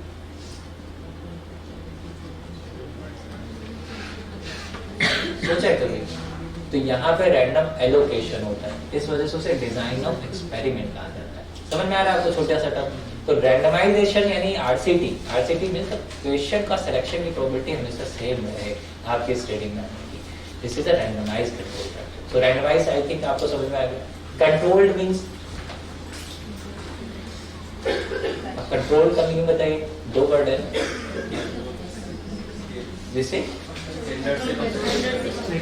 एक स्टैंडर्ड पैटर्न पे कंट्रोल रखा जा सके, कंट्रोल इन्वायरमेंट सारे फैक्टर्स को कंट्रोल में रखा जा सके, उसे कंट्रोल ट्रायल बोलते हैं। ओके, सो बेसिकली आपके लेवल पे यही ट्रायल कंडक्ट होता है। फील्ड ट्रायल और कम्युनिटी ट्रायल तक अभी आपको बहुत ज्यादा सोचने की जरूरत नहीं है, आपको बेसिक कंसेप्ट बस ये समझना है। आरसीटी में हमारे पास क्या क्या चीजें होती है। मेरे साथ स्लाइड ना थोड़ा तेजी से आगे पीछे करनी पड़ेगी क्योंकि मैं देख करके स्लाइड कम थोड़ा पढ़ाता हूँ। ओके, सो आरसीटी का कंसेप्ट आपको बेसिक क्लियर हो गया। अभी आगे जो इसके अब हम लोग एनालिटिकल कंसेप्ट पे आ रहे हैं कि मींस इनमें निकलता क्या है। अब इनमें क्या आता है, अब देखिए cross sectional case control and cohort, इन तीनों में एक एक वैल्यू मेजर की जाती है। The term is known as PR for cross section, term known as a prevalence ratio. In case control study यही क्या बन जाता है कि OR means the odds ratio. For cohort study term known as a relative risk. Clear, समझ में आ रहा है? और यही चीज for clinical trial term known as a efficacy for any particular drug. Clear, so अब इस टर्मिनोलॉजी को आप हमें एक्सप्लेन करिए। अगर हम ये बोलते हैं PR = RR = OR = 2 for lung cancer and cigarette smoking, explain करिए इसे, क्या समझ में आया आपको? अगर हम यही टर्मिनोलॉजी आपसे से बोल रहे हैं PR = RR = OR = 2 for the situation of lung cancer and cigarette smoking, इसका मीनिंग क्या है?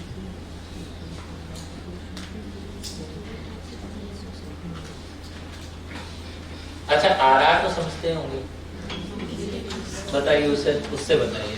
RR = 2 for lung cancer and cigarette smoking.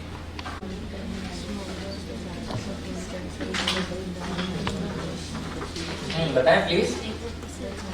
अरे आप लोग को सब पता है, ऐसा नहीं है कि हम कुछ नई चीज बता रहे हैं, बस हम उसको थोड़ा सा तलाश है, कुछ पाठा आपने सब कुछ है, हम बस उसको थोड़ी ट्रेनिंग दे रहे हैं। क्लियर है? बताइए यार।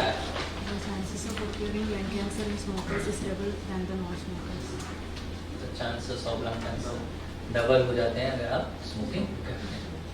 अब देखिए इसमें आपको क्या समझ में आ रहा है, कोहॉर्ट स्टडी में आपके पास पहले क्या आया था? अब यही चीज से पहले OR के लिए बताइए आप। OR = 2 देन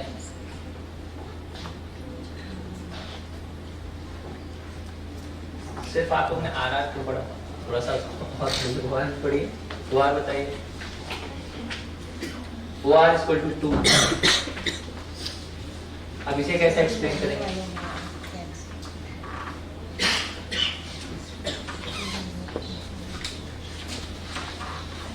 थोड़ा सा टेक्निकल में, जैसे आपने अभी भी ये टर्म क्या बोला कि 2 टाइम्स रिस्क हो जाता है, चांस हो जाता है अगर आप स्मोकर हो, ठीक है? 2 टाइम्स रिस्क हो जाता है अगर आप स्मोकर हो आपको लंग कैंसर होने का। तो OR में क्या प्रॉब्लम है? OR किस में नहीं करता है पहले बताइए, किस स्टडी डिजाइन में? Case control. वो RR कहाँ निकला था? कोहॉर्ट में। अब कोहॉर्ट में आपके पास पहले क्या आया था? स्मोकर आया था। केस कंट्रोल में पहले क्या आया था? Cancer patient. अब एक्सप्लेन करिए सेम उसी टर्मिनोलॉजी में जैसे आपने वो किया। अ पर्सन है जिसको कैंसर है, उसको 2 गुना चांस ज्यादा है कि वो स्मोकिंग से एक्सपोज हुआ होगा। क्लियर? कंसेप्ट समझ में? वहां पे 2 टाइम्स चांस ज्यादा होंगे आपके लंग कैंसर होने के, वहां पे 2 टाइम्स चांस ज्यादा होंगे आपका उस पर्टिकुलर एक्सपोजर वेरिएबल से एक्सपोज्ड होने के। मैंने आपसे क्या कहा? कोहॉर्ट स्टडी देता है रिस्क फैक्टर और प्रोटेक्टिव फैक्टर। केस कंट्रोल क्या देता है? कॉस्ट वेरिएबल्स, मींस कौन कौन से एसोसिएटेड कॉजेस रह सकते हैं, कॉस्ट वेरिएबल। क्लियर? इसलिए बहुत बड़े बड़े टर्म मैथमेटिक्स के नहीं फंसना है कि ऑड्स, लोग बोलते हैं ऑड्स डिवाइड करके बोलेंगे। ऑड्स मींस क्या होता है? सिंपल प्रोबेबिलिटी है, कंसेप्ट है, बेस कंसेप्ट है। जैसे आप रिस्क या चांस बोल रहे थे अभी पहले, उसी को उल्टे टर्म में जब बोलेंगे तो ऑड्स बोलते हैं उसे। क्लियर? सो ऑड्स रेशियो समझ में आ गया। पीआर, अगर यही चीज आप केस क्रॉस सेक्शनल स्टडी में निकालें तब क्या कहेंगे? अब इसी चीज को क्रॉस सेक्शनल में बोलिए। देखिए 2 जगह आपने क्या बोला? रिलेशन के टर्म में बोला, यही सेम बात। अब से डिफरेंस के टर्म में सोच के देखिए, यही सेम बात यही डिफरेंस के टर्म में सोचिए।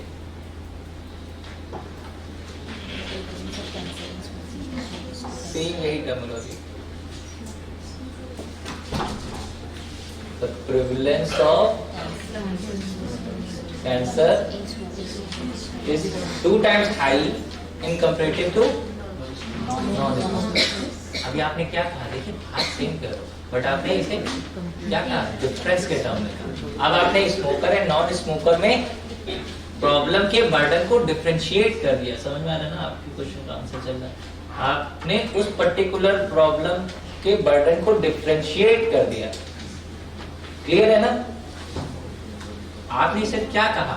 हमने ये ऑब्जर्व किया कि prevalence of lung cancer among smoker is 2 times high, but अब दोनों में आप क्या बोल रहे थे? स्मोकिंग की वजह से। समझ में आ रहा है ना? तो डिफरेंस समझ में आ रहा है ना? एक जगह आप बोल रहे हो केवल हमने ये फाइंड आउट किया, मे बी यस और नो। एक जगह आप क्या बोल रहे हो? एस्टिमेट कर रहे हो कि ये रिस्क 2 टाइम्स हाई है, ये ऑड्स 2 टाइम्स हाई है। समझ में आ रहा है ना? सो ये एसोसिएशन और डिफरेंस के बीच का अंतर होता है। सो क्रॉस सेक्शन में कहेंगे वही चीज, पर इस टर्मिनोलॉजी में कहेंगे कि ये डिफरेंस का एसोसिएटेड बर्डन है। क्लियर? कितना समझ में आया? होपफुली मेजरमेंट समझ में आ गया होगा। ओके, सो आई थिंक अब मुझे इसमें बहुत ज़्यादा आपको बताने की जरूरत नहीं है, क्योंकि यहाँ पे और बहुत सारी चीज़ें हैं। सो क्लिनिकल ट्रायल में जब आप लोग पढ़ते हैं तो उसमें एक टर्मिनोलॉजी बहुत इंपॉर्टेंट आती है, जो आपने बाकी तो सारे पढ़ ली। रैंडमाइजेशन आपको समझ में आ गया। ब्लाइंडिंग समझते हो ना आप लोग? Blinding means single blind means single blind means double proper को नहीं पता, ट्रिपल असेसर यानी एनालाइजर को नहीं पता। क्लियर? ट्रिपल ब्लाइंड तक बेसिक फंडामेंटल करते हैं। Third concept is known as ethical concern. Ethical concern समझते हो आप लोग कि बेसिक एथिक होना चाहिए, वो आपको एथिक कमेटी या आपको बहुत अच्छे से समझाया जा चुका है पहले से। Then the fourth term is known as use intention to treat analysis. ये सबसे इंपॉर्टेंट टर्म होता है फॉर क्लिनिकल ट्रायल असेसमेंट में। देखिए क्लिनिकल ट्रायल में क्या होता है कि आप पेशेंट पे because of the ethical concern आप ये प्रेशराइज नहीं कर सकते कि वो आपके लाइन ऑफ ट्रीटमेंट पे चले, कभी नहीं कर सकते, फोर्स नहीं कर सकते। अगर उसका कभी बीच में भी पेशेंट का मन है कि 10 दिन तक तो उसने आपकी एक दवा ए ली बट उसे लग रहा है कि मुझे इसमें फायदा नहीं फील हो रहा, ड्रग भी हमें दूसरी दवा दीजिए, आप उसे फोर्स नहीं कर सकते कि आप ड्रग ए में ही बने रहिए। सो ऐसा जब डेटा होने लगे, ऐसी प्रॉब्लम्स आने लगे जहाँ पे हमें इंट्रैक्शन इफेक्ट मिलने लगे, वॉश आउट पीरियड ना आने पाए, तो आप उन्हें कैसे एनालाइज करोगे? उस पर्टिकुलर डेटा को कैसे एनालाइज करोगे? हो सकता है ना, बहुत कॉमन सी चीज है, आपने 2 दवाएं बनाई, आपने कहा हम आपको ये दे रहे हैं, ये दे रहे हैं, मान लीजिए आप बहुत ही निकलते, वैसे तो आप वैसे करते नहीं होंगे कि अब भाई एक दवा ये ट्रायल कर रहे हैं, दूसरी ये कौन सी लोगे, कोई पूछा ऐसे? नहीं पूछते, आप अपने आप सोच लेते हो। और थीसिस में तो क्या लिखते हैं कि हमने भाई कंसर्न लिए पेशेंट से, आपने drug A the, drug be the. अगर पेशेंट को पता है कि भाई हमारे पास दूसरा ड्रग ऑफ ऑप्शन में भी है, और अगर वो कहता है कि नहीं भाई मुझे इससे फीलिंग नहीं आ रही, अच्छा नहीं लग रहा, मैं अब इसमें जाना चाह रहा हूँ, तो आपको उसे ले जाना पड़ेगा उस सेकंड लाइन ऑफ ट्रीटमेंट में। पर उसके डेटा को क्या करोगे? क्योंकि इम्पैक्ट तो अब आप कैसे बताओगे कि भाई किसकी वजह से आया? जो 10 दिन उसने पहले दवा खाई थी या जो 20 दिन आगे खा ली, किसकी वजह से आया? सोचा है कभी कैसे बताओगे? तो ये जो प्रॉब्लम होती है उसे सॉल्व करने के लिए ही इंटेंशन टू ट्रीट एनालिसिस ली जाती है। बहुत ही छोटा सा फंडा है intention to treat and analysis, मतलब इंटेंशन टू ट्रीट, जिस इंटेंशन से आपने जिस पर्टिकुलर ड्रग के आउटकम वेरिएबल में उसको मान करके चले थे, आप उसी में उसे मेजर करिए। मींस अगर आपने उसे ड्रग ये दी थी तो उसका आउटकम भले 10 दिन लेने के बाद उसने ड्रग बी लेना शुरू कर दी, बट आप उसके आउटकम को ड्रग ए का आउटकम ही मान करके ट्रीट करेंगे। This is known as intention to treat analysis.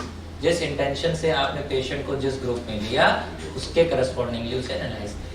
अब आप सोचेंगे इसमें तो मिस्टेक हो सकती है, बट जो भी मिस्टेक होगी वो इंटरेक्शन की वजह से होगी। जो इंटरेक्शन होगा मैक्सिमम टू मैक्सिमम 5% होता है, जो आप एरर में पहले ही हटा चुके होते हो। इस वजह से टर्मिनोलॉजी यूज की जाती है इंटेंशन टू ट्रीट एनालिसिस। और अब बात यह आती है कि भाई अगर ये आपने 100 पेशेंट लिए थे, अब 100 में से 90 लोगों ने कह दिया कि हम ये दवा छोड़ करके ये अलग जा रहे हैं, तो means your drug is not feasible. आपकी ड्रग में ही कोई प्रॉब्लम है तो उसे चेक करने की जरूरत ही नहीं है, उसे ट्रायल में लाने की ही जरूरत नहीं है उस लेवल पे कि आप पेशेंट के ऊपर से ट्राई करो, यानी उसकी कोई ना कोई ऐसी पर्टिकुलर प्रॉब्लम है।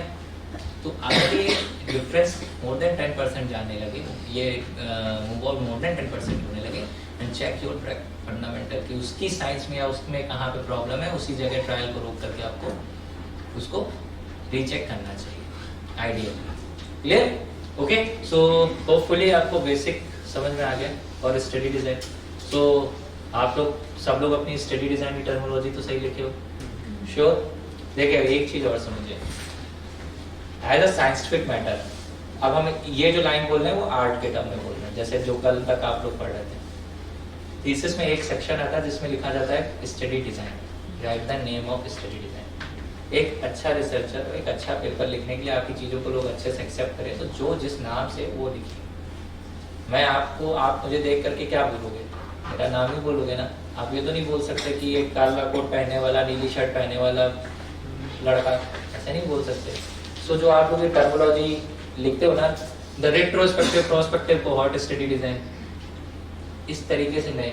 रेट्रोस्पेक्टिव होना, प्रोस्पेक्टिव होना उसका नेचर है। आपका चश्मा लगाना आपका नेचर है, आपकी बेसिक चीजें हैं। आपका काला, आपका गोरा होना आपका क्वालिटी है, उसको टर्मिनोलॉजी नहीं लिखते, उसका जो नाम है आप वो लिखिए। रैंडमाइज कंट्रोल ट्रायल लिखना है तो रैंडमाइज कंट्रोल ट्रायल लिखिए, और जो मैंने आपको चार्ट दिखाया था ना उतने ही नाम होते हैं। So, उसे देखिए और उसी टर्म में से किसी एक टर्म को फाइंड आउट करिए कि आपकी स्टडी डिजाइन क्या है। आप कई जगह देखेंगे retrospective, prospective, cross sectional study design हो सकती, हो ही नहीं सकती। तो जो टर्मिनोलॉजी आप स्टडी डिजाइन पे लिखेंगे ना, तो वो जो मैंने आपको चार्ट दिखाया था उनमें से ही कोई एक नाम उठा करके अपनी थीसिस में लिखें। क्लियर है? नॉट ओनली एनालिटिकल, एनालिटिकल में भी आगे क्या आप क्या करने जा रहे हो उसका एक फाइनल नाम दीजिए। हाँ, yes please. Use of intention to treat analysis बोला आपने कहा। पहले देखे सपोज वो बिलिंग में चेंज करना चाहता है, हमने कर भी दिया, मगर जैसे सपोज 30 डेज का ट्रायल है, 10 डेज का है, फिर हमने 20 डेज उसे दवा दी है, तो ट्रीटमेंट का पीरियड बी ग्रुप का ज़्यादा हो गया ए के कंपैरिजन में। और इन रियलिटी ये मतलब इसका तो हमारी तरफ से, मेरे तरफ से इसका कोई रिजल्ट नहीं है। मैं आपको मैं इधर का आया ना मैं उधर का आया, इसलिए तो मैं होता तो इसे ड्रॉप आउट में डाल सुनिए, जब आप ड्रॉप आउट में डालोगे तो आपका क्वांटिटी कम हो उस फर्दर सैंपल। उसमें क्या होता है, फर्दर सैंपल आप पे नहीं जाएंगे, क्योंकि क्लिनिकल ट्रायल जब आप ड्रग ट्रायल कर रहे होते ना, तो आप कितने लोगों, आप उसकी वजह से हार्म या पॉजिटिव साइड इफेक्ट सब कुछ मेजर किया जाता है। आप उस पर्टिकुलर ट्रायल या उस पर्टिकुलर पेशेंट को बेकार में ये नहीं कह सकते कि हटा दो इसे, हम इसका डेटा नहीं लेंगे, क्योंकि ट्रायल मींस ट्रायल होता है, आपने किसी पर्टिकुलर पर्सन को ट्रायल बेसिस पे लिया, तो उसका जो भी डेटा आ रहा है वो इंपॉर्टेंट है एज पर एथिकल कंसर्न। ठीक, अब आपका ये मानना है कि भाई 20 दिन हमने उसने दवा ये ली, मैंने आपको क्या बताया, मैंने इस चीज का आंसर पहले दिया कि मैक्सिमम टू मैक्सिमम किसकी वजह से, पहली बात होगा इंट्रैक्शन की वजह से लूज होगा, जो भी इम्पैक्ट होगा। अगर आप 2 ड्रग को ट्रायल कर रहे हो तो कुछ ना कुछ ड्रग एफिकेसी तो एक ही भी होगी कि नहीं होगी, अगर है तो भाई उसको ही मान करके हम चलेंगे। मैक्सिमम टू मैक्सिमम ये इम्पैक्ट कितना आएगा, 5% की वजह से आएगा, और वो आप पहले ही तो उसमें एक और बेटर था सर, 10 दिन के बाद तो वो ए से बी में आया और फिर फर्दर 10 दिन बाद कह रहा मेरे को इससे भी दिक्कत हो, 30 दिन में ट्रायल में 20 दिन बाद में बिल्कुल ही नमस्ते कर दिया। तो 20 दिन तो उसने पीरियड ऑफ टाइम के लिए छोड़ा है। आप उस चीज को कंसेप्ट को ध्यान रखिए, पर आप उसके 20 दिन के डेटा को नलीफाई नहीं कर सकते, मगर वो जो 20वें दिन का डाटा है वो 10 दिन वाले में ही मानेंगे। This is known as intention to treat. Clear? अब आप ये समझिए, आप लोगों को पता है क्लिनिकल ट्रायल की एनालिसिस कैसे होती है, क्लिनिकल ट्रायल के बेसिक एनालिसिस कंसेप्ट पता है क्या? उसमें भी यही कॉमन टेस्ट लगते हैं, इससे कुछ अलग लगता है, यही काई स्क्वायर टी यही सब लगेगा कि कुछ और लगता है?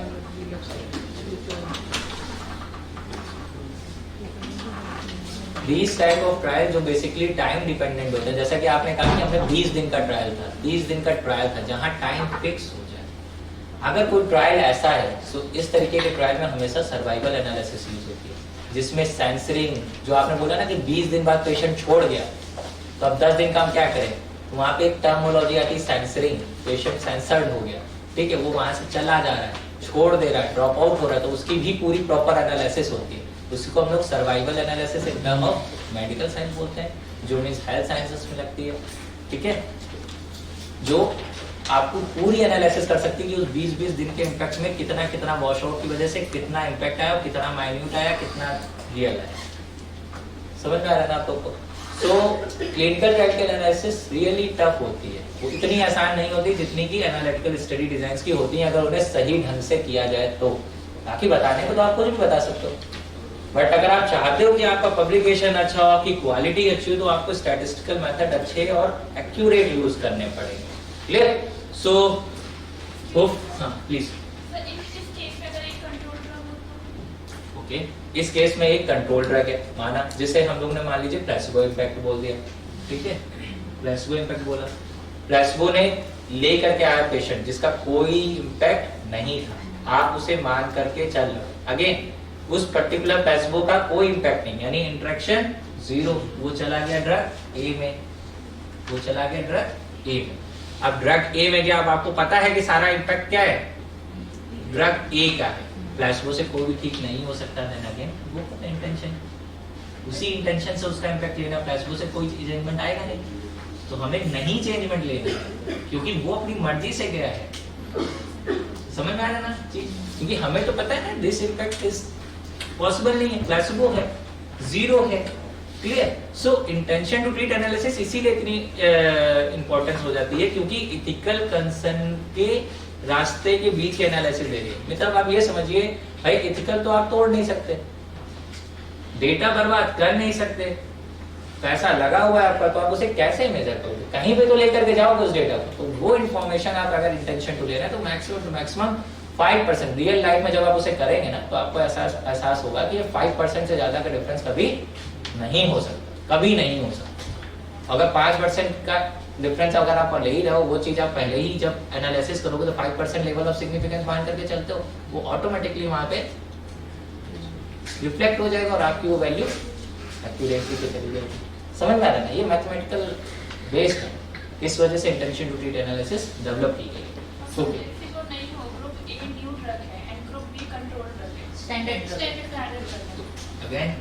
अगेन स्टैंडर्ड ड्रग है, कोई आप आपने 20 डेज की वजह से लिया, आप बात समझिए, आपको मेन इंटरेक्शन पे फोकस करना है कि हम इंटरेक्शन को असेस कर रहे हैं, वो जो भी ड्रग है उसे सिर्फ पहले लेंगे। और अगर मैंने क्या बोला, अगर 10% से ज्यादा मूव आउट होने लगे तो मीन्स आपको तुरंत ट्रायल स्टॉप करना है और देखना है कि भाई हमारा ये मूव आउट क्यों हो रहा है, उस पर्टिकुलर रीजन को फाइंड आउट करिए, उसे क्लियर करिए, रिज्यूम द ट्रायल। समझ में आ रहा है? क्योंकि अगर ये इससे कम हो रहा है तो वो कभी भी उससे ज्यादा परसेंटेज डिफरेंस नहीं दे सकता, क्योंकि प्रोपोर्शन की सिंगल क्राइटेरिया होता है। अब मैं आपको इसके अभी आगे एक और एग्जांपल दूंगा, उसे आप लोग घर जाके ट्रायल करेगा कि आप चाहे जितना भी करते रहेंगे तब भी वो नंबर वहीं पर आकर के फंस जाता है। आपने नॉर्मल कर्व देखा है कैसा होता है, एक पर्टिकुलर पॉइंट पर फिर ये सारी प्रोबेबिलिटी जो होती है वो उसकी रिफ्लेक्शन होती है। यही वजह आती है इंटरेक्शन के रिफ्लेक्शन की। इंटरेक्शन का रिफ्लेक्शन आपके लेवल ऑफ सिग्निफिकेंस पे जाकर के दिखता है, जिसकी वजह से वो मेजरमेंट एसेस नहीं हो पाता है और डेटा बर्बाद भी नहीं होता। समझ में आ रहा है? एथिकल कंसर्न भी बच जाता है, रिजल्ट में बहुत ज्यादा डिफरेंस नहीं आता और रिजल्ट की एफिकेसी ज्यादा कितना होगा आपके, अगर मान लीजिए ड्रग की एफिकेसी 20% है या 25% है, 80% है, तो उसमें 79 आ जाएगी बस। मैक्सिमम डिफरेंस इससे ज्यादा हो जाएगा क्या? नहीं हो जाएगा। 4 से 5 केस में अगर उधर से उधर भी चले गए, समझ में आ रहा है ना, मतलब अगर 5% केस चले भी गए तो एफिकेसी पे भी उतना इम्पैक्ट नहीं आएगा। अप्रोक्सीमेटली हम लोग एकदम उसके पास में ही होंगे। क्लियर है ना? क्योंकि स्टैट्स एकदम एक्यूरेट कोई चीज नहीं मेजर करती, give the range of value. Clear? Sir हां प्लीज। हमारे सिनॉप्सिस डिस्कशन टाइम पे ये क्वेरी आया था, most of our studies were RCT, some were open label, some were double blinded. So in all the cases, allocation concealment was added to, means suggestion schemes that in open label as well as double blinded, the term allocation concealment has to be added. So whether allocation concealment is possible in open label trials or whether it is possible in double blinded. ये open level allocation से आप क्या कहना चाह रहे हो? Open तो level हमको ऐसे एलोकेशन सजेशन आया था हमारे बोर्ड से, हाँ। ओपन लेवल में भी allocation concealment डालना है ऐसा. ओपन लेवल एलोकेशन से क्या कहना चाह रहे हो? मतलब ये टर्मिनोलॉजी में Everyone is knowing the what is नहीं तो डॉक्टर RCT है, तो पेशेंट जाने allocation concealment डालना है. तो ओपन लेवल में allocation concealment डाल सकते हो ऐसा, means some from the board were saying only in double blinded studies allocation concealment is possible. बिल्कुल। But some from the board were saying in all type of RCT whether it is on open label मेरे also. हिसाब से तो केवल double blind में हाँ। तो पता चल जाएगा। हमने तो डैश कर दी तो उसमें मेरे हिसाब से पैसे ले नहीं सकते डबल ब्लाइंड में। जो क्रॉसओवर डिजाइन होता है उसमें एक पास आउट पीरियड होता है, उसे बेटा केस क्रॉसओवर स्टडी डिजाइन बोलते हैं। उसमें तो पास आउट पीरियड का मतलब क्या है, जैसे आपने अभी बताया था बता बिल्कुल ये पीछे है, मुझे लगा कि आप लोगों के में ये है नहीं, इस वजह से मैंने सही बताया, ये मैं दिखा देता हूँ। ये this type of study design is known as hybrid study design. Okay, hybrid study design में बोलते हैं जो case crossover study design conduct होते हैं। This term is known as means clinical trial parallel group design. Okay, इसे बोलते हैं case crossover. ये 3 तरीके की स्टडी डिजाइन होती है actually. One is known as a nested case control study design, second one is known as a case crossover study design and third one is known as a case cohort study design. Okay, जिसमें clinical trial से मिलकर के जब कोई cohort study conduct की जाती है, cohort study हो उसे क्लिनिकल ट्रायल में कन्वर्ट करा जाने लगे और वॉश आउट पीरियड लिया जाने लगे। दिस इज ये वही सॉल्यूशन है। मैंने आपको इंटेंशन टू ट्रीट एनालिसिस कहाँ पे बताया है? आरसीटी में। कहाँ पे बताया है? नॉट फॉर केस क्रॉसओवर, क्योंकि उसकी उसी प्रॉब्लम को सॉल्व आउट करने के लिए ये स्टडी डिजाइन बनाई गई, केस क्रॉसओवर, जिसने वॉश आउट पीरियड को एनालाइज किया, वॉश आउट पीरियड को स्टडी में इंक्लूड किया कि ताकि पहले ड्रग के इम्पैक्ट को क्या किया जा सके, इक्वल किया जा सके, यानी कांस्टेंट किया जा सके या फिर ना लिया जा सके। ठीक है, पहली ड्रग का इम्पैक्ट ना आ पाए, then we go for the case crossover study. पर अब इसमें भी कमियां हैं, अब इसे भी बहुत अच्छे से समझिए। देखिए, केस क्रॉसओवर स्टडी जो है ना, बेसिकली क्लिनिकल सेटिंग्स के लिए नहीं होती है। ये किसके लिए होती है? Field type of studies. मतलब आप मान लीजिए गांव में आपको जाना है, और ओपन डिफिकेशन के लिए आपको कुछ सिखाना है, या फिर एनीमिया के लिए औरतों को शिक्षित करना है, या कोई प्रेगनेंसी लेवल एजुकेशन देनी है। अब आप देखना चाहते हो कि हम पैम्पलेट चिपका करके ज़्यादा अच्छी एजुकेशन दे सकते हैं कि वो जो गाड़ी एक घुमा करके उससे बुलवा करके ज़्यादा एजुकेशन दे सकते हैं। अब इनमें से कौन सा मेथड ज़्यादा अच्छा है? गवर्नमेंट का तो पैसा लग रहा है, अब ये देखना चाहते हो। जब इस तरीके की स्टडी करते हैं then we go for the case crossover studies है, तो वहाँ वॉश आउट पीरियड संभव होता है इतना आसान से। बट क्लिनिकल सेटिंग जहाँ पे 20 पेशेंट 30 पेशेंट लेकर के काम कर रहे हो, चूहे लेकर के काम कर रहे हो, और उसमें आप वॉश आउट पीरियड क्या देखोगे जब वो मर जाएगा वैलिडेट के इम्पैक्ट से। सो ऐसी छोटे छोटे सेटअप में केस क्रॉसओवर स्टडी डिजाइन बहुत मुश्किल होती है। ये बेसिकली बनी development for the community level services. जब कम्युनिटी में हम कोई ट्रायल करना कंडक्ट करना शुरू करें देन उस पर्टिकुलर प्रॉब्लम को सॉल्व करने के लिए केस पॉसिबल होता है। क्लियर? ज़्यादा लोगों का इंटेंशन टू ट्रीट में शिफ्ट हो रहा है दूसरे रूप में, तो बताया ना मैंने, अगर 10% से ज्यादा ये स्विचिंग होने लगे तो means immediately stop the trial, और आप देखिए कि उसमें क्या इशू थे और उस पर्टिकुलर प्रॉब्लम को आप खत्म करिए, देन आप रिज्यूम करिए। Please parallel study design and factorial study design. Okay, so parallel and factorial, अभी थोड़ा और ज्यादा बड़ा टर्मिनोलॉजी आ गया है। यहाँ पे आप लोग काम कर रहे हो पैरेलल फैक्टोरियल? मींस हमारे पूरे बुक्स में है बट समझ में नहीं आ रहा है क्या। अच्छा, पीछे है clinical trial for the parallel group design. बताइए इसमें क्या आपको समझ में आ रहा है? इस पर्टिकुलर केवल इसको देखिए क्या समझ में आ रहा है।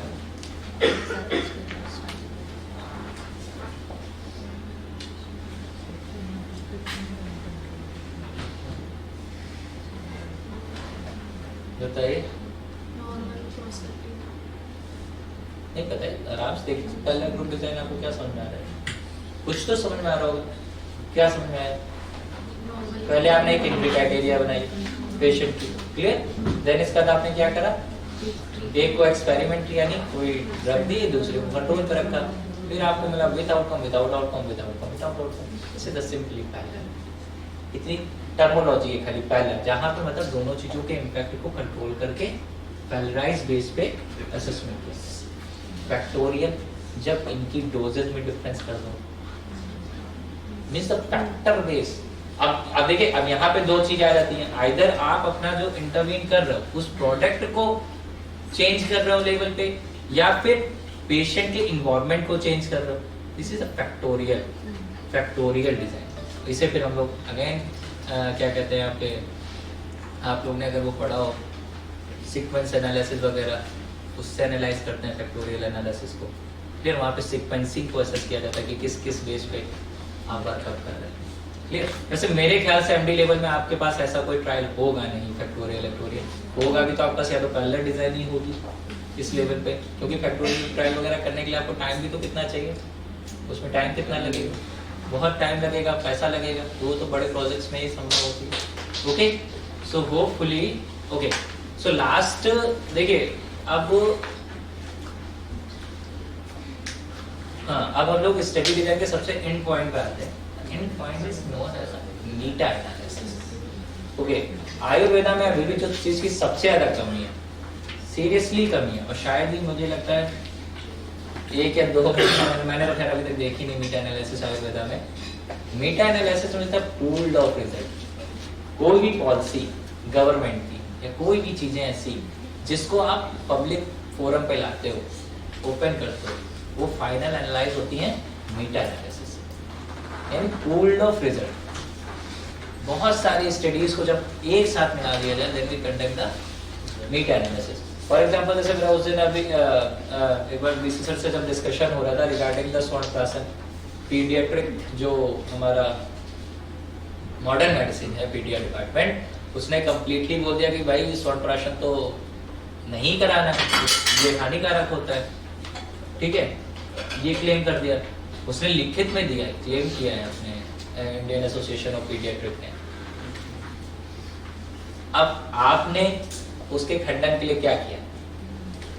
You have any evidence? You have कि आपके पास स्वर्ण देने के फायदे होंगे? और जो अगर एविडेंस है तो क्या वो पूल्ड रिजल्ट है? एविडेंस है, आप किसी कॉलेज में 4 पे हुआ, किसी कॉलेज में 10 बच्चों को हुआ, किसी कॉलेज में 50 पे कर लिया, बट उनका पूल्ड रिजल्ट है नहीं है। क्लियर? सो इस वजह से आप उसका खंडन नहीं कर पाए अभी तक।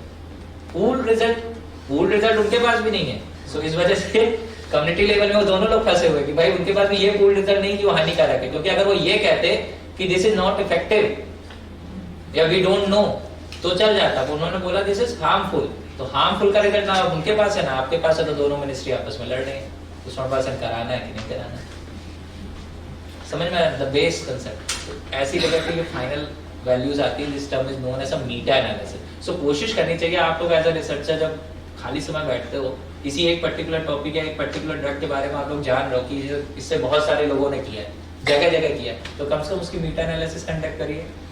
कुछ नहीं, कम से कम बैठे बैठे वो तो कहीं नहीं जा करके करना पड़ता ना, उसके लिए तो कहीं दौड़ना नहीं, कहीं भागना नहीं, सिर्फ इंटरनेट चाहिए या वो चाहिए, निकालिए दो जितने पेपर मिल जाए 500 600 700 पूल कर डालिए सबके रिजल्ट को, मेटा एनालिसिस कंडक्ट करिए। धीरे धीरे से ही पूल रिजल्ट आना शुरू हो आपकी कम्युनिटी के। जब पूल रिजल्ट आते हैं तो उनकी वैल्यू होती है, उनका पावर होता है और वो पॉलिसी डेवलपमेंट के लिए काम होते हैं। So this is the highest level of study design.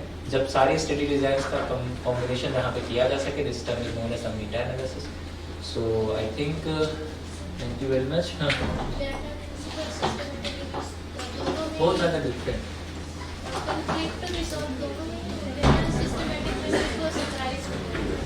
Systematic केवल रिजल्ट का समराइजेशन, मेटा एनालिसिस पूल।